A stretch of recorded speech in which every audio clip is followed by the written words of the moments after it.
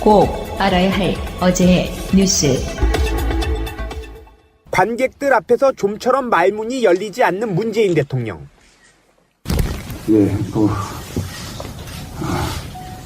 영화 다들 어떻게 보셨습니까? 많이 우셨죠? 정말 영화 보는 내내 울면서 또 아주 뭉클한 마음으로 영화를 보았습니다.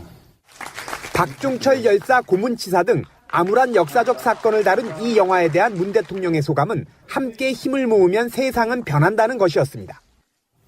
이렇게 역사는 금방금방은 아니지만 그러나 긴 세월을 두면서 그렇게 뚜벅뚜벅 발전해오고 있는 겁니다. 우리가 노력하면 세상이 바뀌는 거죠. 문 대통령이 취임 후 청와대 외부에서 영화를 관람한 것은 이번이 세 번째입니다. 지난해 8월엔 광주 민주화 항쟁을 다룬 택시 운전사를 봤고 지난해 10월엔 부산국제영화제에서 미싱을 관람했습니다. 문 대통령은 영화 관람 전 장준환 감독과 배우 강동원 씨 등 관계자들과 환담했습니다. 이 자리에는 이한열 열사의 모친 배은심 씨를 비롯해 박종철 열사의 형인 박종부 씨도 함께했습니다. 문 대통령은 영화 관람 후 자리를 옮겨 배우 김규리 씨와 소설가 서유미 씨 등 블랙리스트 피해 예술인과 오찬을 함께했습니다. 지난번 2012년 대선 때 우리가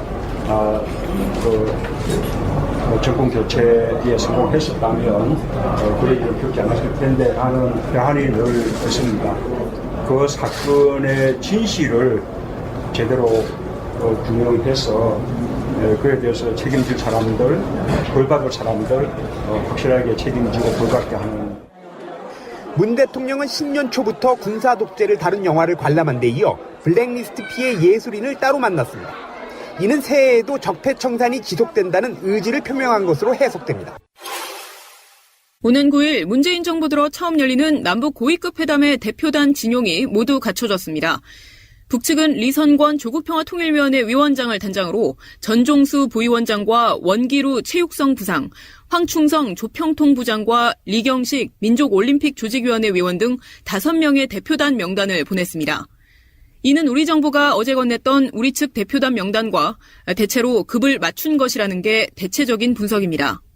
회담 대표들의 직위와 역할에 있어서 우리 측과 상당히 보조를 맞춰준 것은 이번 고위급 회담을 성공적으로 이끌겠다는 메시지가 담긴 것으로 분석합니다. 남측 수석대표인 조명균 통일부 장관의 카운터파트는 북측 수석대표인 리선권 조평통 위원장이 맡게 됐습니다. 모두 남북협상 경험이 많은 회담통입니다. 다수의 남북회담에 깊이 관여한 천혜성 통일부 차관과 전종수 조평통 부위원장도 남북협상 업무에 잔뼈가 굵은 인물들입니다. 평창 동계올림픽 재반 문제를 논의할 인사는 우리 측 노태강 문체부 2차관과 김기웅 평창 동계올림픽 대회 조직위원회 기획사무차장입니다. 북측에선 올림픽위원회 부위원장으로 소개되는 원기루 체육성 부상과 리경식 민족올림픽 조직위원회 위원이 카운터파트로 나섭니다. 정부 부처의 컨트롤타워인 총리실 소속의 안문현 심의관에 대응할 만한 인물은 황충성 조평통 부장입니다. 2013년 개성공단 문제를 논의한 실무회담과 2015년 차관회담에도 참여하는 등 대남 업무 전반을 관장하는 인물로 알려져 있습니다. 박지원 의원에게 달걀이 날아들고 안철수 대표에게는 비방 발언이 쏟아지고 지난달 전남 목포에서 열린 마라톤 대회에서 난감한 상황을 겪었던 두 사람이 여수 마라톤 대회에서 또 만났습니다. 양측의 불편한 심기는 어색한 인사에서도 묻어났습니다. 잘 드세요. 오늘도 드리겠습니다. 잘 드세요. 갈등의 진원인 바른정당과의 통합 문제에 대해서는 박지원 의원이 먼저 포문을 열었습니다. 안 대표 때문에 당내 갈등이 계속 커지고 있다면서 계속 통합을 추진하면 반대파도 확실하게 개혁신당을 창당할 것이라고 거듭 강조했습니다. 우리의 목표는 안철수 대표의 통합을 저지하고 안철수 대표가 돌아오지 않거나 창당을 계속 밀고 나간다고 하면 우리는 확실하게 창당하겠습니다. 안철수 대표도 물러서지 않았습니다. 전당원 투표에서 75%가 찬성했고 여론조사에서도 시너지 효과가 확인됐다며 당원과 국민 모두 통합을 원하고 있다고 강조했습니다. 국민들이 바라고 계십니다. 그러면 정치인은 그리고 정당은 당원과 국민들의 뜻에 따르는 것이 도리 아니겠습니까? 나머지는 다 형식적인 절차일 뿐입니다. 안철수 대표가 먼저 사퇴하고 전당대회에서 통합 여부를 가리자는 중도파 의원의 중재안에 대해서도 두 사람은 완전히 다른 해석을 내놨습니다. 결국 그분들도 우리가 개혁신당에 만약 안철수 대표가 통합을 계속 밀고 나갈 때는 돌아온다, 이렇게 평가를 하고 있습니다. 중재파들 의견들도 사실은 통합을 해야 된다는 것에 기반한 것 아니겠습니까? 당원과 국민들이 원하는 통합을 이룰 수 있는 최선의 방법을 찾자, 거기에 방점이 있습니다. 이번 주 통합파는 통합추진협의체 회의를 열어 통합 실무 작업에 속도를 내고, 반대파는 신당 창당 기획단을 꾸려 지역별 간담회에 돌입합니다. 양측의 갈등이 깊어지는 가운데 각자의 길을 가기 위한 준비가 속속 진행되면서 분당이 점차 현실화하고 있습니다. 방송 중간에 좋아요를 눌러주시면 새날팀들에게 큰 힘이 됩니다. 미리 감사합니다. 트위터가 진짜 언론입니다.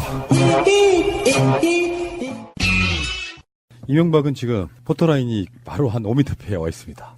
한 7m 정도 되는 것 같은데? 5m. 5m입니까? 5m. 예비 피의자. 왜냐하면 이제 다스 관계자의 집을 압수수색을 했기 때문에 검찰은 멈출 수가 없어요. 검찰의 특성이도 막 약간 불독 같은 그런 느낌. 압수수색을 했다는 건 우리 계속 고할 거야라는 그런 느낌이잖아요. 끝장을 보겠다는 얘기죠. 네. 그러면서 언론들이 이제 같이 검찰의 수사에 보조를 맞추듯 여러 가지 것들을 단독으로 내고 있다는 말씀을 제가 지난 방송에 드렸고, 근데 이번에 실소유주를 암시하는 상속세 문건이 또 나왔는데, 그 뒤에 보면은 이제 여러 가지 스킬로 회계 분식까지 하라는 지시까지 또 들어있다는 그런 보도가 나왔습니다. 그때 김재정 씨 사망하고 2010년에 김재정 씨 사망하고 그때 당시에 다스의 최대 주주였어요. 1,000억 원이 넘는 다스의 주식을 상속받은 유족들은 400억 이상의 세금, 상속세를 내야 했습니다. 그런데 그때 상속세를 검토한 다스 내부 문건이 발견이 된 거죠. 근데 거기에서 보면은 청계재단에 김재정 소유의 주식 전부를 기부하는 방안도 비중있게 검토를 하는 거예요. 사실은 청계재단하고 김재정 씨 유족하고는 아무 상관이 없잖아요. 근데 김재정 씨가 죽으면서 이것을 청계재단에 기부하시오라고 한 것도 아닌데 내부 문건에 청계재단의 기부를 전체를 다 하는 방안도 고려했었다. 웃기잖아요. 웃기죠. 거기에다 더 웃긴 거는 김재정, 이상은, 김창대 이 세 명의 주식 전부를 제3자가 회수했을 때 내야 되는 증여세액이 얼마인가도 계산했다는 거예요. 예. 와, 그 제3자. 당시 이제 BBK 특검이 당시 BBK 특검이 이거를 다 이제 알고 있었다라는 것이잖아요. 알고 있었고 어쨌든 이것이 당시에 마무리됐던 게 뭐냐면 경리가 돈을 빼돌렸다라고 하면서 경리를 이제 원래 이렇게 BBK에서 경리가 100억대가 넘는 거를 만약에 횡령했다고 한다면 이것은 현행법에도 10년 이상 중형이거든요. 그런데도 불구하고 현재까지도 근무 중에 있다라는 거 아닙니까? 그러면 일단 이건 횡령은 기존에 BBK 특검이 판단을 했던 횡령죄가 지금 성립이 안 되고 있는 거거든요. 처벌 자체도 안 되고 있다. 그렇다면 누군가가 이상은 말에 의하면 누군가가 행사를 했다는 겁니다. 누군가가 행사를 했다. 다스 실주인이 행사를 했다는 것인데 이 다스의 행사라는 것이 결국은 누가 행사를 했느냐, 그게 이명박이라는 게 지금 거의 밝혀졌다고 해서 이게 7m, 포토라인 7m냐 5m냐 지금 이 앞에 나와 있는데 지금 왜 검찰이 이렇게 발빠르게 움직이냐면 실질적으로 법률적으로 18년 2월 20일이 공소시효 마지막 날이에요. 이 안에 BBK에 대한 수사가 일부 진척이 되고 기소가 되지 않으면 공소권 없음으로 지금 마무리가 될 가능성이 있어서 검찰이 지금 발빠르게 움직이고 있는데 제가 볼 때는 지금 압수수색뿐만 아니라 곧 전 사장을 지금 이명박의 큰 마청을 지금 불러드리겠다는 거 아닙니까? 불러드린다고 한다면 이제는 더 이상 MB가 빠져나갈 길이 없다. 빠져나갈 길이 없어요. 그 이상은 회장도 한 달에 500만 이상 못 썼대. 건실한 사실상 대기업에 가까운 정도의 기업인데 그러게 말이야. 거기 회장이 한 달에 500만 이상 못 써.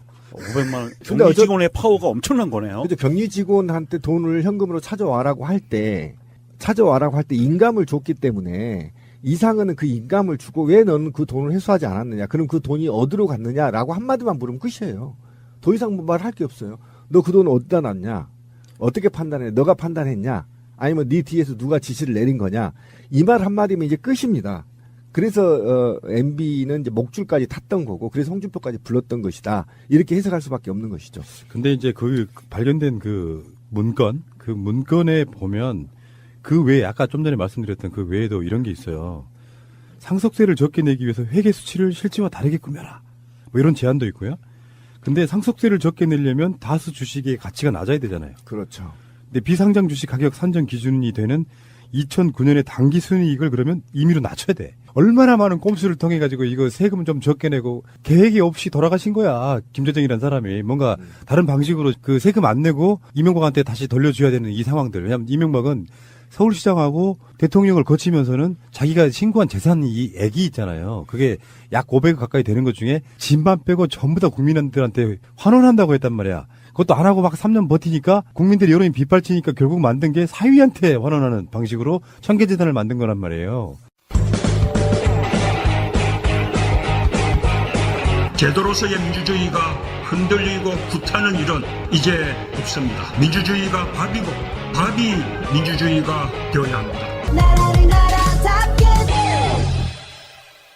주식 가치가 낮으면 세금을 적게 내고 어차피 그건 주식 가치를 나중에 또 올리는 방법도 있고 그래서 주가 조작인 거죠. 이런 방식으로 지금 이명박이 돈을 벌어왔던 거예요. 이런 거를 암시를 하면 2009년 결산보고 손실액 처리와 관련해서 단기 순이익도 좀 조작을 하려고 하는 공고안이 나왔고, 그다음에 이것이 이제 미국 법인의 성과급이나 재고 등을 통해서 비자금을 어떻게 마련하는 공고안들이 이제 공개된 거 아닙니까?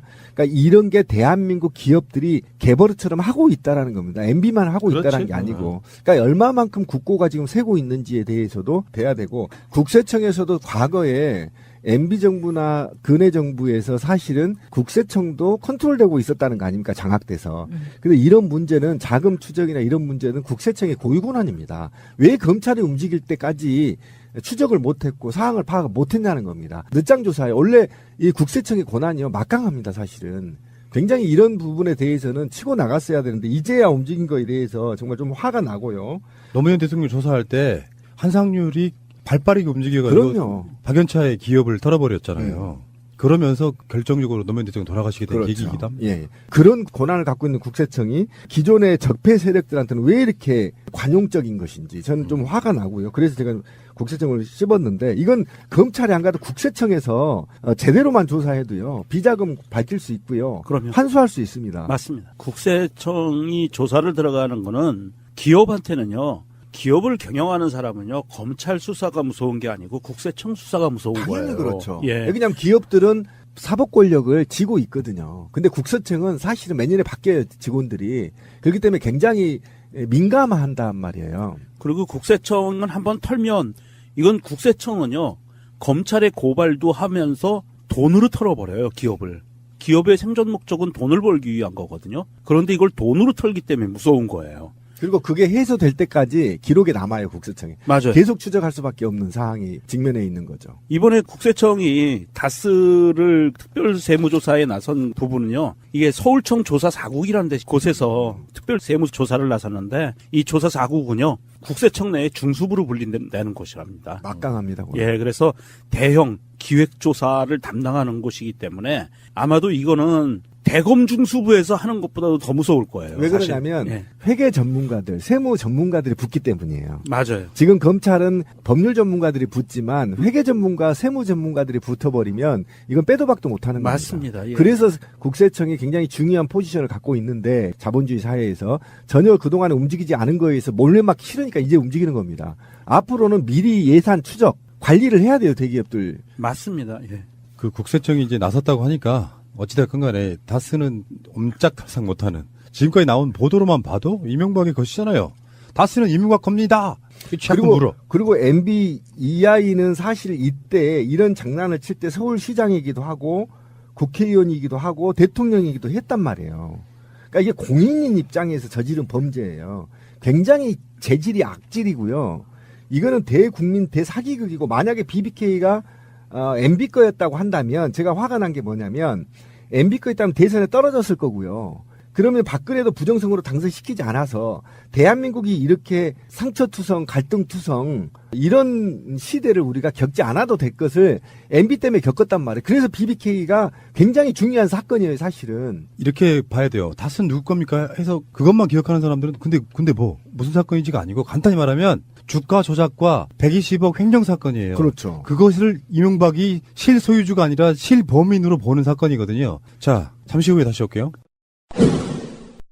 개인적 유용 성격이 짙은 국정원 특활비 뇌물 사건과 관련해서 박근혜 전 대통령이 무죄를 주장하기엔 상황이 불리합니다. 우선 검찰이 특활비 사용 내역으로 지목한 기치료나 주사비용, 그리고 문고리 3인방에 대한 경력금 등은 국정수행과 거리가 먼 대부분 사적인 것들입니다. 여기에 문고리 3인방 등 박 전 대통령의 최측근들이 향후 재판에서도 박 전 대통령에게 불리한 증언을 쏟아낼 가능성도 있습니다. 이에 따라 박 전 대통령이 탄핵심판과 국정농단 사건을 맡았던 최측근 유영하 변호사를 변호인으로 다시 선임한 건 적극적으로 방어권을 행사하겠다는 의지를 보인 것으로 풀이됩니다. 단 한순간도 저의 사익을 추구하지 않았고 작은 사심도 품지 않고 살아왔습니다. 여기에 특활비 뇌물 혐의가 유죄로 인정될 경우 검찰 수사를 정치 보복으로 규정했던 여론전도 크게 흔들릴 수 있다는 위기감에서 비롯됐다는 분석도 나옵니다. 만약 유죄가 확정되면 박 전 대통령이 보유하고 있는 개인 자산이 전두환 추징법에 따라 추징될 수 있다는 절박감이 작용했다는 관측도 제기됩니다. 이에 따라 향후 재판에서 박 전 대통령 측은 국정원 특활비 상납 관행이 지난 정권에서도 있었다는 점 등을 언급하며 무죄를 주장하는 전략을 펼 것으로 보입니다. 더 나아가 박 전 대통령이 기존 국정농단 재판엔 보이콧을 유지하면서도 국정원 특활비 관련 재판엔 방어막을 치기 위해서라도 직접 출석할 거란 전망도 나옵니다.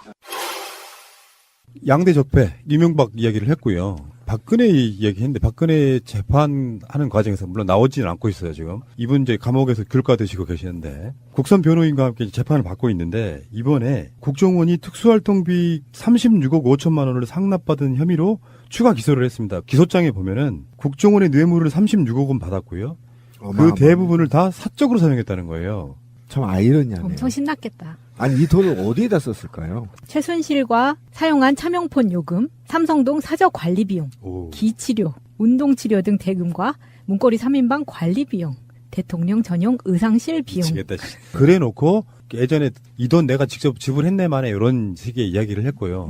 검찰의 기소 내용을 보면 그 문고리 3인방한테도 용돈도 좀 던져주는 방식 있잖아요. 야, 얘따 너 용돈 써라 뭐 이런 식으로. 물론 용돈이 규모가 훨씬 큰 거지만. 근데 그 용돈의 문제가 저는 용돈으로 보지 않고요. 지금 밝혀지지 않는 기치료와 운동치료는 이게 점을 했는 것인지 이게 뭐 뽕을 먹고 뭘 했는 것인지 뽕 비용인 것인지 이 사저 관리 비용은 뭐 청소비나 이렇게 줬다고 쳐요. 그럼 차명폰이 한 달에 1,000만 원 나옵니까? 예? 차명폰이 한 달에 얼마 나와요? 돈 10만 원 나올 거 아닙니까? 왜 여기다 끼워 넣습니까, 이거를? 그리고 의상이요? 의상 다 국가 공식 비용으로 사용했어요. 이거 좀 출처 밝혀야 됩니다. 이런 식으로 넘어가서는 안 돼요. 왜 그러냐면 이게 현금이기 때문에 이것을 문고리 3인방한테 줬는지 기치료 하는데 줬는지를 밝혀지지 않는 겁니다. 그리고 분명히 말하자면 옷 비용이요. 의상실 비용 다 국비로 줬습니다. 이거 업무 추진비 있어요. 대통령 공식으로. 그런데 그거도 왜 여기에 끼워 넣습니까? 이게 제가 볼 때는 여기에 나와 있는 것 중에 사저관리 비용은 제가 좀 이해를 할 수는 있어요. 차명폰 4년 동안 지가 써봐야 한 달에 10만 원씩 해서 400이면 떡치고요. 그 다음에 무슨 뭐 문고리 3인방한테 용돈을 줬다는데 문고리 3인방도 다 상납받았거든요. 그러면 이 돈을 어디에다 썼는지 이런 식으로 퉁쳐서 설명할 게 아니라 실질적으로 이 돈이 뽕을 샀는지 연애한 데 썼는지 밝히기 어려운 곳에 썼는 건지 이거를 밝혀야 된단 말이에요. 그 녹음기까지도 다 당시에 카메라, CCTV 카메라 이런 거 다 공비용으로 샀어요. 그러니까 그 이야기인데 네. 나는 이 돈이 거의 대부분은 어떤 통장인가 들어가 있다고 봐요. 제가 그 얘기를 하고 싶은 안 썼다고 한다면. 안 쓰고 거의 안 쓰고 어차피 쓸 수 있는 비용은 청와대에 다 있어. 있는 거잖아요. 아니 비아그라까지 청와대 비용으로 샀잖아요. 그래 놓고 지금 영수증 같은 거 기반할 수 없으니 어디다 썼냐고 물어보면 이런 비용으로 썼다라고 지금 말에 의한 진술일 가능성이 높아요. 퉁치고 있는 겁니다. 이 돈은 이렇게 말할 수 없는 곳에 썼을 가능성이 굉장히 높아요. 국정원의 특수활동비를 받아다가 자기 사적 통장에다가 지금 저축한 거예요. 아니 진짜 화가 난 게 뭐냐면 국정원이 007 가방에 5만 원권으로 1억씩 가져오면 대통령은 자가 이게 정상적인 돈인지 아닌지 확인해봐야 될 거 아니에요. 어느 새끼 하나도 확인하지 않고 이 돈을 다 갖다 쓰고 허다못해 말이에요. 최경환이 이 쓰레기는 지가 재경부 장관이었잖아요. 그러면 이 돈이 쓰면 안 된다는 걸 알잖아. 똑같은 놈들만 모여 있었던 거예요. 지도 특수활동비 있잖아요. 그런데 이 돈을 쓰면서 이렇게까지 대통령한테 무슨 돈인지를 설명하고 이 돈이 왜 쓰면 안 되는지에 대해서 최소한에 알아야 되는데 박근혜 지시로 이루어졌는데 무슨 그렇죠, 말이 그러네요. 엇박자가 네. 박근혜가 지시했죠. 국정원이 돈을 줄 거니까 가서 받아와 시킨 사람이에요. 그 박근혜 자체를 바보로 만들지 마. 지금 보면은 정말 사악한 아줌이에요. 아줌마. 악플 달리겠다. 뭐 어떻게 결혼 안 했잖아요, 그분. 나는 아직 결혼 안 했기 때문에 아가씨. 처녀여서 뭐 아가씨라고 해야 돼? 그런 식으로 뻔히 보여. 우리들은 감을 못 잡는데 신비님이 사실 돈 없는 사람 아니잖아. 집도 있고 부인도 돈 잘 벌어. 근데 누군가가 1억씩 상납을 하면 그 돈 씁니까? 안 써요. 저축하고 쓰지. 노후를 위해서 저축하지. 아이폰 하나 정도는 사겠죠. 에이, 저희 4대주의자 진짜. 잠깐만, 아이폰 이야기 잠깐 1분만 해요. 아이폰 그놈 진짜 나쁜 놈들이더만. 고통받고 있습니다. 팀쿡을 욕하더라도 아이폰은 욕하지 마세요. 왜 팀쿡이 나쁘다고 얘기해요? 팀쿡. 팀쿡. 아니, 팀쿡이 누구예요? CEO 아닙니까? 그러니까 애플이지. 근데 아이폰은 욕하지 마세요. 아이폰은 굉장히 잘 맞다. 아니 일부러 기능을 떨어뜨리고 배터리 교환하러 갔더니 배터리가 없어. 배터리 교환해 줄겠는데 간 배터리가 없어. 그러면 사람 몇 시간씩 줄 서 있거나 허탕치고 돌아와. 이 노예 근성을 없애고 한국에서 아이폰의 판매량이 50% 이상 줄어야 돼. 그래도 삼성 성매매 폰보단 낫잖아요. 삼성도 사지 말고 우리처럼 아이폰도 사지 말고 푸른나무님하고 나처럼 LG 걸 쓰라니까. 착한 기업. 저기 신비님도 그렇고 저도 그렇고 지금까지 안드로이드 폰을 써본 적이 없잖아요. 네, 그러니까 얼마나 편한지 모르지. 이 4대주의자들아. 아이폰보다 훨씬 쉬워요. 저는 지금 이 배터리 사건이 두 번째 당하는 거거든요. 제가 아이폰 5 썼을 때도 그쵸. 배터리 똑같은 문제가 있어서 한번 애플에서 바꿔준 적이 있었어요. 근데 그때도 가면 배터리 없어서 못 바꿔주고 3시간 기다렸다 허탕치고 돌아오고 결국 바꿔준다고 해서 무료로 바꿨는데 볼륨 버튼이 안 눌러지고 뭐 이런 거예요. 그게 왜 그러냐면 우리나라가 애플을 많이 산다고 하지만 애플 정식 스토어가 없어요. 맞아요. 그래서 AS도 정식으로 안 되는 거예요. 그래서 대우 같은 데서 해주는 거거든요. 근데 그런데 제가 삼성보다 높이 평가한 건 애플이 원가 공개했다는 거예요. 근데 삼성은 아직도 원가 공개 안 했어요. 그러니까 이게 화나는 거예요. 청취자들은 정말 황당해 지금. 죄송하고요. 자, 계속 가겠습니다. 그러니까 돈을 쉽게 만지는 자들의 특성 중에 대표적인 게 드러난 거라고 봐요. 변명을 했지 사적으로 썼다. 이것도 아니고 대부분의 그 돈들은 자신들의 노후나 뭐 다른 용도로 쓰이기 위해서 조장해 두고 사실 진짜 필요한 건 아까 신빈도 말씀했잖아요. 비아그라네 뭐네 뭐 공급으로 샀잖아요. 그럴 가능성이 훨씬 더 높다고 보고 그것은 아마 은행권에 들어가 있지도 않을 거예요. 비밀 금고 같은 데 들어가 있을 가능성이 높습니다. 그래서 그 돈이 삼성동 사저에 있었나요? 그랬을 수도 있겠네요. 그거 봤다 그랬었죠? 장시호가 네. 발언했던 거죠. 그런데 그 특활비, 국정원 특활비 무단 사용, 범죄, 절도. 저는 평상시에 궁금했던 게 대통령이 되면 자기 개인집 분명히 집사를 두고 관리하는데 저 돈은 어디서 나갔길래 월급을 하나도 까먹지 않고 저공했을까 그랬었거든요. 그런데 이번에 그게 드러난 거고 그 다음에 중요한 게 지난 4.13 총선 여론조사 비용으로 5억 원을 사용했다는 거잖아요. 이거는 수사 중인 내용이라 제외했다는 거예요. 발표 내용에서. 그것도 의심스러워. 예, 그러니까 저는 이 36억이 넘는 이 돈을 저는 다르게 생각해요. 어디 통장에 꿔붙여 놓은 게 아니고 친박들한테 대거 풀어서 자기를 떠받들게 만드는 목적으로 사용한 것이 아닌가. 친박들은 각기 다 받았다니까요. 각기? 최경환이랑 뭐 다 받았잖아요. 아니, 받았는데 여기에 더해서. 아니, 그럴 이유가 없어요. 알아서 헤쳐먹었는데 다. 그런가? 10억 받았잖아요, 지금. 밝혀진 거 하나만. 그렇지요. 10억 받아서 다 이리저리 나눠 먹고 썼단 말이니까 알아서 먹는단 말이에요. 통치자한테 통치금 주세요 이런 말 안 해요, 요즘은. 지기들이 알아서 직책을 주면, 지위를 주면 거기에 따라서 특수활동비가 있고 그 특수활동비와 그 다음에 그 지위에 따른 매관매직이 있어요. 지금 우리가 이 공직사회이기 때문에 안 밝혀지는데요. 이 장관이면 매관매직 금액만 어마어마해요. 제가 얘기했잖아요. 한 직급 올라가는데 3억 이상 줘야 된다고. 4급 이상은. 그것만 해도 수십억이란 말이에요. 장관직을 하면. 검찰 발표를 보면은 청와대 내에는 상당에게 특활비가 배정돼 있고 총무비서관 아래 재정팀장이 별도로 엄격하게 관리한다. 특활비의 존재에 대해서 청와대 내 박 전 대통령과 최측근 3인 외에는 아는 사람이 없었다.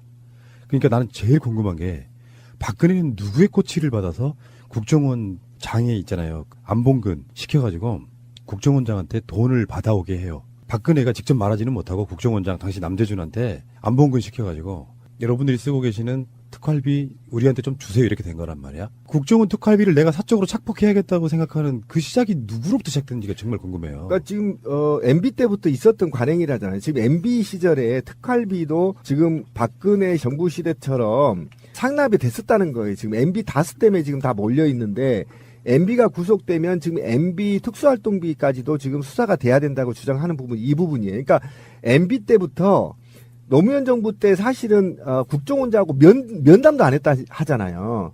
그런데 이게 지금 MB 때 생긴 거란 말이에요. 그러니까 이 개버릇을 특수활동비를 상납받는 게 MB 때문에 생겼단 말이에요. 그러니까 MB 연속선상에서 지금 박근혜가 정권을 이양했잖아요. 이양을 받았잖아. 근데 당연히 이명박 때 돈을 받았던 건데 박근혜 때 나는 왜 안 줘? 이렇게 되는 겁니다. 그래서 이병호 전 국정원장이 상납하고 대포폰으로 전화해서 야 씨발 왜 나는 안 주냐? MB는 주고 이러니까 갖다 상납한 거고 그 상납금이 MB 때에 비해 적으니까 최경환이 상납 좀 올려 씨발 이렇게 얘기한 거 아닙니까? 그래서 지금 구속된 거 아니에요.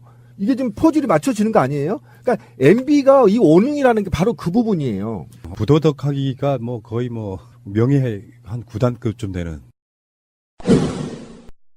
예, 정권 연장을 위한 싱크탱크 34번째 시간입니다. 정말 성실하신 분들, 이제 가족 같은 이런 분들을 소개를 해드리겠습니다. 복지과 소사이어티 이상희 공동대표님. 안녕하세요. 이상희 공동대표입니다. 예, 그러나 실소유주는 아니죠. 실소유주는 버터입니다. 예. 자, 실소유주 버터 퀴즈맨. 실소유주 버터 서정우입니다. 예, 그리고 개고생하고 계시는 복지과 소사이어티 운영위원장님 우리 이상구 박사님. 예, 이상구입니다. 반갑습니다. 참 특별하신 분들이십니다. 자, 그리고요, 이분 먼저 소개 좀 해드리고, 퀴즈 보고, 본론으로 들어갈게요. 저번에 한번 나오셨었죠? 네. 두 번째 나오시는 반갑습니다. 건데, 정혜선 카톨릭대학교 보건대학원 교수님, 어서 오십시오. 네, 정혜선입니다. 예. 정혜선이라는 탤런트도 있어요. 네. 예, 그분 누군지 아시죠? 아, 잘 알죠. 야, 그분, 네. 이번에 연기대상에 참석을 하셨더라고요. 정말 곱게 늙으셨더라고. 지난주에 국가예산, 지방예산, 이 이야기 정창수 나라살림연구소장님 다시 한번 들어봤어요. 제가 방송할 때 안 들리는 게 있어요. 이것저것 준비하고 바쁘다 보면 정말 좋은 방송이었다. 그리고 피드백도 굉장히 좋았습니다. 예, 지방정부 예산뿐만 아니고 지방정부의 정책에 대해서도 저희가 내년 지방선거 앞두고 계속해서 좀 몇 차례 준비를 해서 방송을 할 예정인데요. 현재와 같은 상태에서 지방선거가 치러지면 또 하나의 선거일 뿐이고 민선 6기가 7기로 돼서 사람만 바뀌지 달라질 게 뭐 있느냐 이런 상황이 될 것 같아서 이 촛불혁명의 정신이 지방정부에도 반영될 수 있도록 지방정부가 아예 근본적으로 역할과 기능이 달라지는 그런 방안을 좀 저희가 국민들에게 알리는 그런 준비를 차근히 지금 해나가겠습니다. 문재인 대통령께서 지난 연말에 수석 보좌관 회의를 주재하시면서 하신 말씀이 있어요. 집권 이후에 지금까지 위협적인 적폐를 청산하는 작업을 쭉 해오고 있는데 이제 국민들은 이게 나라냐라고 하는 질문에서 삶의 질이 개선되는 더 나은 삶을 살고 싶어 한다. 그래서 그런 방향으로 내년에는 본격적으로 갔으면 좋겠다 이런 말씀을 하셨고요.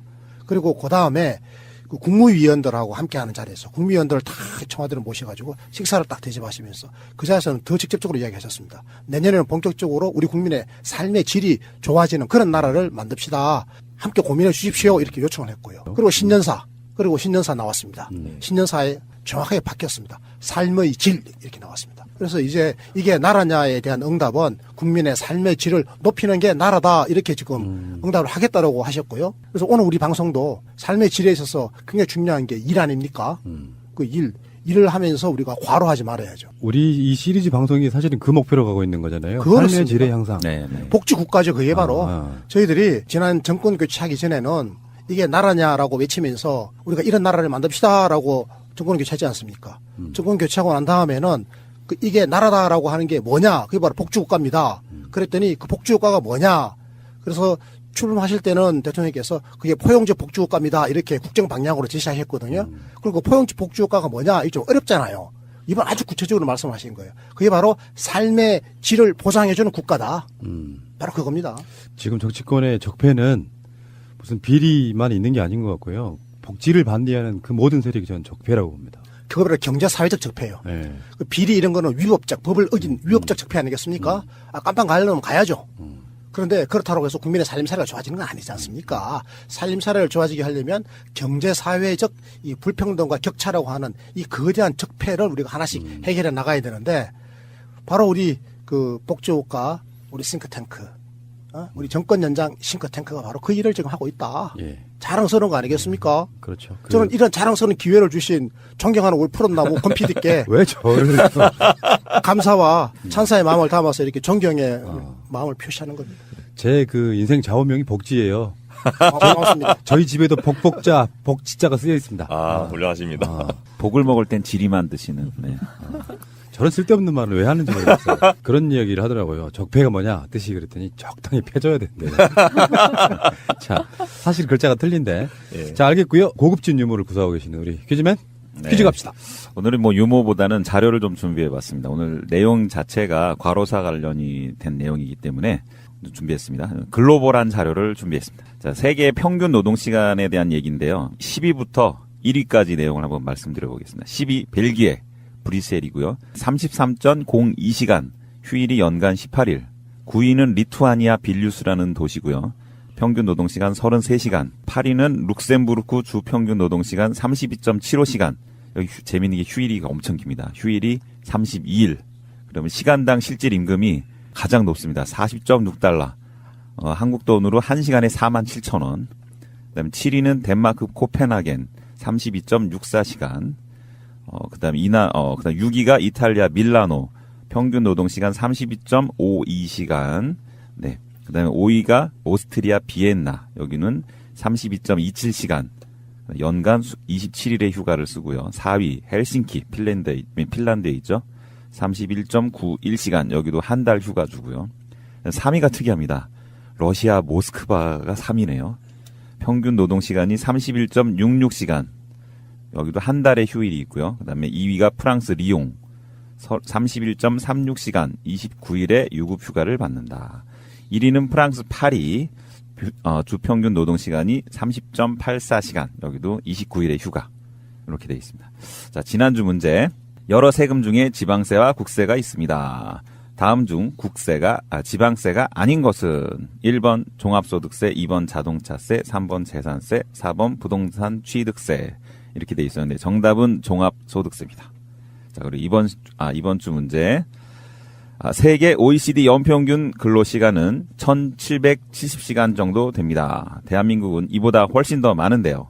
일본보다 평균 2달 정도 더 일을 하는 것이며 독일과 비교했을 때는 무려 4개월을 더 일한다는 계산이 나옵니다. 얼마일까요?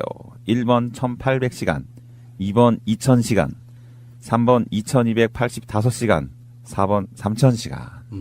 눈치가 빠르신 분은 정답이 보일 겁니다. 정답은 복지국가 소사이어티 페이스북 계정이나 팟빵, 이칼람 게시판에 정답을 달아주시면 되겠습니다. 예. 앞에서 소개하셨던 그는 이제 주당 노동 시간을 도시별로 소개하신 거지 않습니까? 네.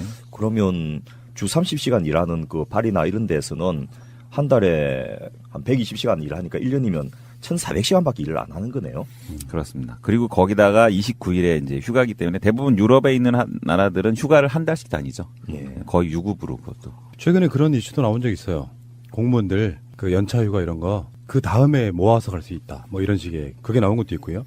자, 알겠습니다. 많은 분들 고민하시고 이 방송 들으시면 정답은 쉽게 나옵니다. 여러분 잠시 쉬시는 사이에 광고 듣고 오겠습니다. 자, 정혜성 교수님. 네. 거의 한 1년 만에 뵙는 것 같아요. 네, 반갑습니다. 정말 근데 시간이 엄청 빨라요. 그러게요. 거의 한 3, 4개월 전에 본 것 같은데. 그때는 당시에 박근혜 대통령이었었나요? 네. 2월 달이었는데. 예, 그 다음 달에 바로 파면됐죠. 네. 그런 거 있잖아요. 대통령이라고 하는 게 정말 일을 너무 열심히 해가지고 과로로 뭐가 쓰러졌다든지 그런 게 아니고 일주일에 뭐 국무회의만 한두 번 개최하고 거의 대부분 놀았다는 정말 과로사랑은 전혀 해당 안 되시는 분. 오늘 주제가 과로사잖아요, 과로사. 네. 일설에 보면은 우리 교수님이 거의 뭐 과로의 여왕. 과로사에 대한 홍보대사 뭐 이런 느낌이시더라고요. 활동 되게 많이 일을 하시대요. 열심히 예, 본인이 과로를 일단 하시고 이게 문제예요. 예. 복지국가 소사이어티의 직원들은 복지를 못 누리고 예. 과로사 이야기하는 교수님은 과로사 당할 일이 있다. 참 문제입니다. 그런 이야기를 먼저 한번 시작해 볼까요? 물론 이제 직장에 관한 이야기겠지만 조금 슬픈 이야기인데 우리 동네에 어떤 친구가 하나 있었는데 그 친구를 어떻게 만나게 됐냐면 네. 과로사도 문제지만 일이 없는 것도 문제잖아요. 그렇죠. 그래서 너무 제가 사업 망하고 막 힘들었던 시절이 있어서 그 시절에 뭐 도저히 할 게 없는 거예요. 뭐 재기가 불가능한 상황이었으니까.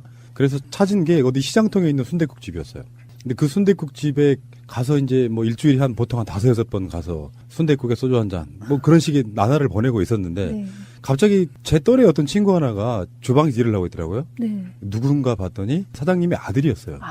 그 친구도 나랑 똑같이 사업이 망해가지고 어떻게 할 방법이 없으니까 이제 엄마 아빠 가게를 도우러 나온 거예요. 네. 그러다가 한 7년 정도를 지나면서 기술 다 배우고 정말 열심히 했어요. 그 뭐 일주일에 하루 쉴까 말까 하고 아침에 10시 정도에 나오면 밤에 한 12시 넘어서 들어가는 그 사이클로 돌았는데 불과 한 2달밖에 안 됐죠. 그 친구가 지금 제가 방송 중일 때 네. 문자가 왔어요. 그 친구 폰으로 돌아가셨다고. 처음에 깜짝 놀랐죠. 그게 당사자인지 아닌지도. 본인 부고 이렇게 나오고 본인 말이에요. 부고죠. 예. 핸드폰으로 온. 그러니까 거기에 있는 연락처에 보고 다 연락을 준 건데 그때 한번 술 한잔 먹으면서 나눴던 대화가 지금도 기억이 나요. 내가 막 죽으려고 했던 이야기를 막 했어요. 어린 딸을 봐서라도 우리가 열심히 잘 살자. 그러면서 너무 열심히 일을 했어요. 그 친구도 그렇고 저도 그렇고. 결국에는 낮 시간대에 손님들을 다 치운 다음에 피곤하다고 본가 어머니 집에 들어가서 안 나온 거예요. 식구들이 가서 직접 가서 봤더니 죽어 있었던 거죠. 그 경우도 과로사잖아요. 그렇죠. 그러니까 한국적 문화도 네. 저는 좀 바뀔 필요가 있는 게 먹고 사는 짐이 너무 중요하다 보니 몸이 상하고 과로가 된다는 자체에 대한 인식이 별로 없잖아요. 네. 시작부터 너무 무거운 이야기였나요? 아니, 그 친구의 그런 죽음이 어떤 이런 용도로 쓰여서 과로가 없는 사회를 만든다면 좋은 일 아니겠습니까? 네. 우리 사회에 그런 경우가 너무 많죠. 너무 많은 사람들이 정말 죽도록 일을 하죠. 자, 근데 지금 아까 제가 말씀드린 것처럼 정말 많이 열심히 활동하셔서 진짜 과로 당하실 일이 있다 그러시는데 요즘 뭐 활동에 대한 소개 좀 해주시면 어떨까요? 사실 직장인들이 말씀하신 것처럼 정말 행복해지려고 직장을 다니는데 너무너무 직장에서 힘들게 일하고 퇴근 시간도 없이 일을 하다 보니까 과로로 사망하는 이런 경우가 사회 곳곳에 여러 많은 그 분야에서 이제 발생을 하고 있어서 이런 것들을 좀 근본적으로 해결해 볼 수 있는 방안이 없을까 해가지고 이번에 국회 환경노동위원회에 강병원 의원실하고 같이 저희가 12월 달에 과로사에 대한 세미나를 개최를 했죠. 그래서 이 문제의 심각성을 살펴보고 또 이거를 해결하기 위한 그런 방안들이 무엇일까 하는 것들에 대한 논의를 했었고 특히 또 김영주 고용노동부 장관님께서도 축사를 보내주셔서 과로사의 문제에 대한 인식을 함께 공유해 주셔서 또 고용노동부도 같이 많은 관심을 갖고 세미나를 진행했습니다. 제가 그때 발표하는 걸 들었거든요. 네. 우리 사단법인 복지효과 소사이어티도 이제 공동 주최하는 거라서 뭐 제가 그날 인사 말씀도 드리지 않습니까? 네. 제가 인사도 잘했죠. 네, 직접 오셔서 말씀해 주시고. 사실은 제가 굉장히 바쁜 짬을 내가지고 다 가서 제가 발표하는 것까지 다 들었는데요. 우리 정혜승 교수님께서 직접 또 한 세션을 발표를 하셨거든요. 그래서 발표를 하시면서 스스로가 하시는 말씀이 제가 아직도 기억이 나요. 과로사 이야기 하시면서 쭉 발표를 하시는데 저도 굉장히 과로를 하는 사람이에요. 그렇게 말씀하신 거 기억나시죠? 네. 굉장히 긴 시간 동안 일을 한다고. 그런데 저는 이 다른 점이 하나 있어요라고 말씀하셨는데 그게 바로 뭔가 하면 제 노동에 대한 제 스스로의 자기 통제성을 갖고 있다고. 네. 그렇죠. 그 말씀하셨죠. 그렇죠. 통제성과 자율성. 그렇죠. 그렇죠. 네. 내 노동을 이제 내 스스로 통제할 수 있다. 이 말은 두 가지 의미가 있을 것 같아요. 제가 생각하기에. 하나는 이 노동을 사실은 자기가 원하는 노동이에요. 그죠? 하고 싶어 하는 일이죠. 하고 싶어 하는 일을 하고, 그리고 그걸 자기가 조절할 수 있는 거야. 네. 시간이라든지 업무 강도를 스스로 조절할 그런 그렇죠. 권한을 스스로 갖고 있는 거잖아요.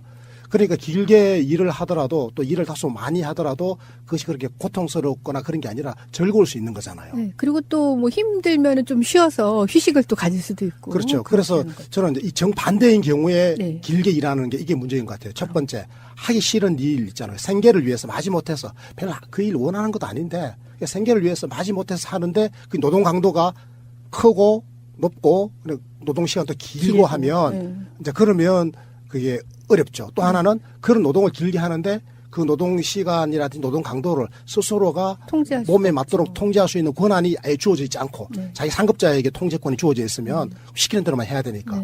그럼 하기 싫은 일을 몸도 안 좋은데 억지로 길게 세게 해야 되다 보면 스트레스도 받고 몸에 문제가 하자가 와가지고 나중에 뭐 과로사 한다라든지 질병으로 연결된다라든지 이럴 수 있겠다. 그 생각을 제가 선생님 말씀을 딱 들으면서 제가 그 생각했어요. 제가 잘 이해한 거죠. 네. 과로라고 하는 게 일을 과하게 한 거잖아요. 네.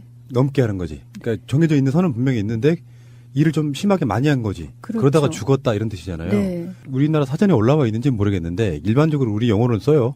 근데 외국에는 그런 용어들이 거의 없다면서요. 뭐 외국에는 이제 영어에는 그냥 일을 하다가 죽는다 이런 뜻이 있기는 한데 과로사라는 명사 단어가 없어요. 근데 이 말을 처음 한 거는 이제 일본에서 가로시 이렇게 해가지고 이제 우리나라에서도 이제 비슷하다. 예, 가로시, 그쵸? 가로사.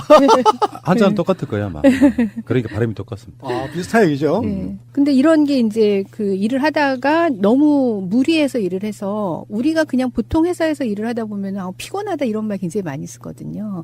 근데 피곤하고 피로하고 그런 것들을 넘어서서 완전히 탈진의 상태까지 가서 거기에서 심해져가지고 몸이 육체적으로 견딜 수 없는 수준에 도달을 하게 되면 이제 뇌출혈, 심장마비 이런 것이 돼가지고 과로사로 사망을 하게 되는 거죠.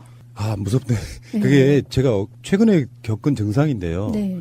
의자에 잠깐 앉았는데 화면이 하나도 안 보이는 거예요. 네. 컴퓨터 모니터가 이렇게 반짝반짝 무슨 불이 들어오는 것처럼 이게 뭐지? 빈혈 같은 증상 같기도 하고 누구한테 물어봤더니 그게 뇌출혈 초기 증상일 수 있다고 병원 가보라고. 예.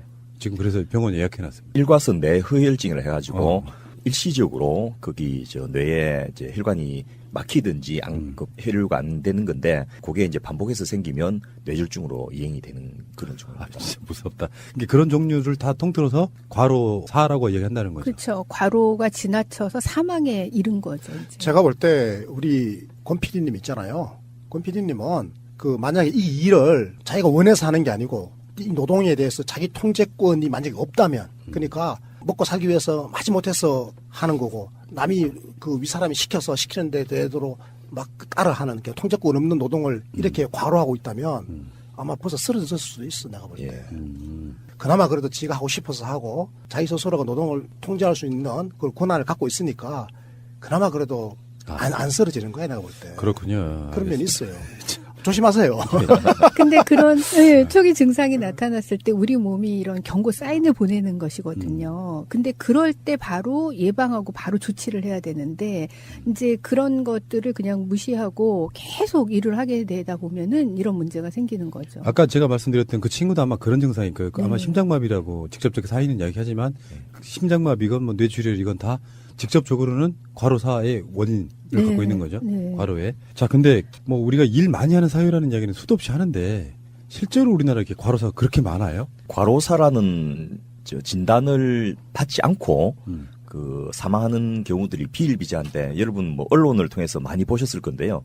집배원들이 연달아서 6명이나 계속해서 사망했던 그런 문제들, 또 AI나 구제역 방역하다가 현장 공무원들이 돌아가신 일들, EBS PD가 얼마 전에 돌아가신 그런 일들도 있었는데요. 이런 분야에 계신 분들이 대부분 이제 과도하게 장시간 노동을 하든지 업무 강도가 너무 심하든지, 그러니까 양과 질에 있어서 그 과로해서 돌아가신 그런 경우들이거든요. 근데 문제는 당사자가 죽고 그 가족들이 슬퍼하는 것도 문제지만은 과로사가 이제 사회적 영향을 끼치기 시작한 단계에達다는 거죠.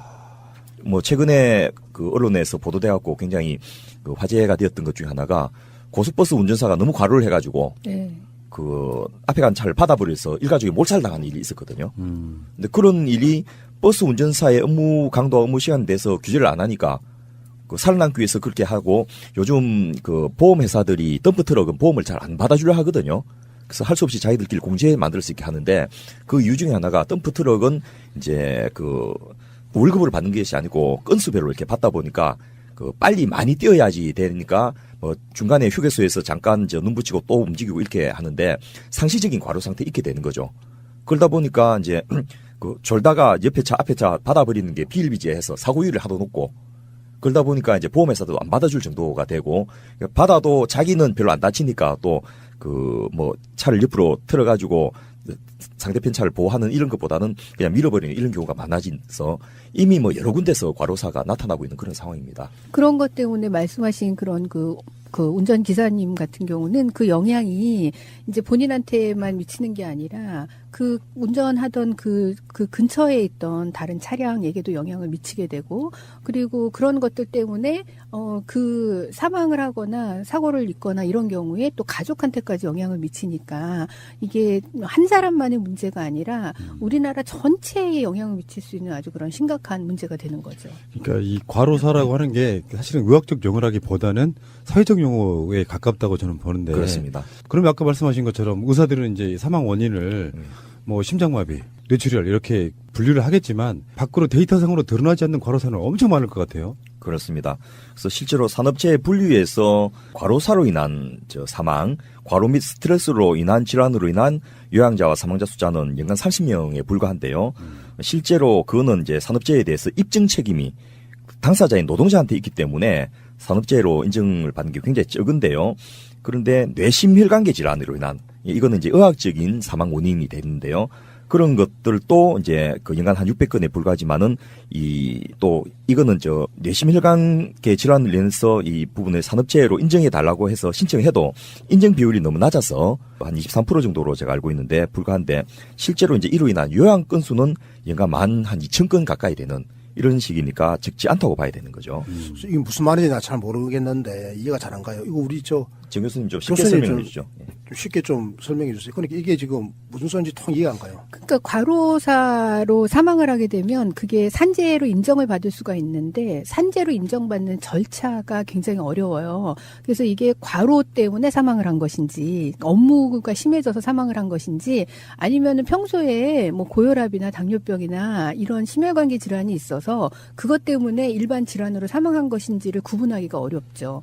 근데 많은 직장인들이 이제 힘들게 일을 하다가 그것 때문에 이제 사망을 하게 되면 그것이 업무상 질병으로 인정받은 건수가 한 600건 정도 된다는 것이거든요. 그런데 그거는 더 많은 숫자가 있을 테지만 그거를 인정받은 건수가 그런 것이고, 나머지 많은 사람들도 실제로는 업무 때문에 산재가 발생을 했겠지만 업무상 인정 기준이 워낙 까다롭기 때문에 그걸 인정받기가 굉장히 어려운 거죠.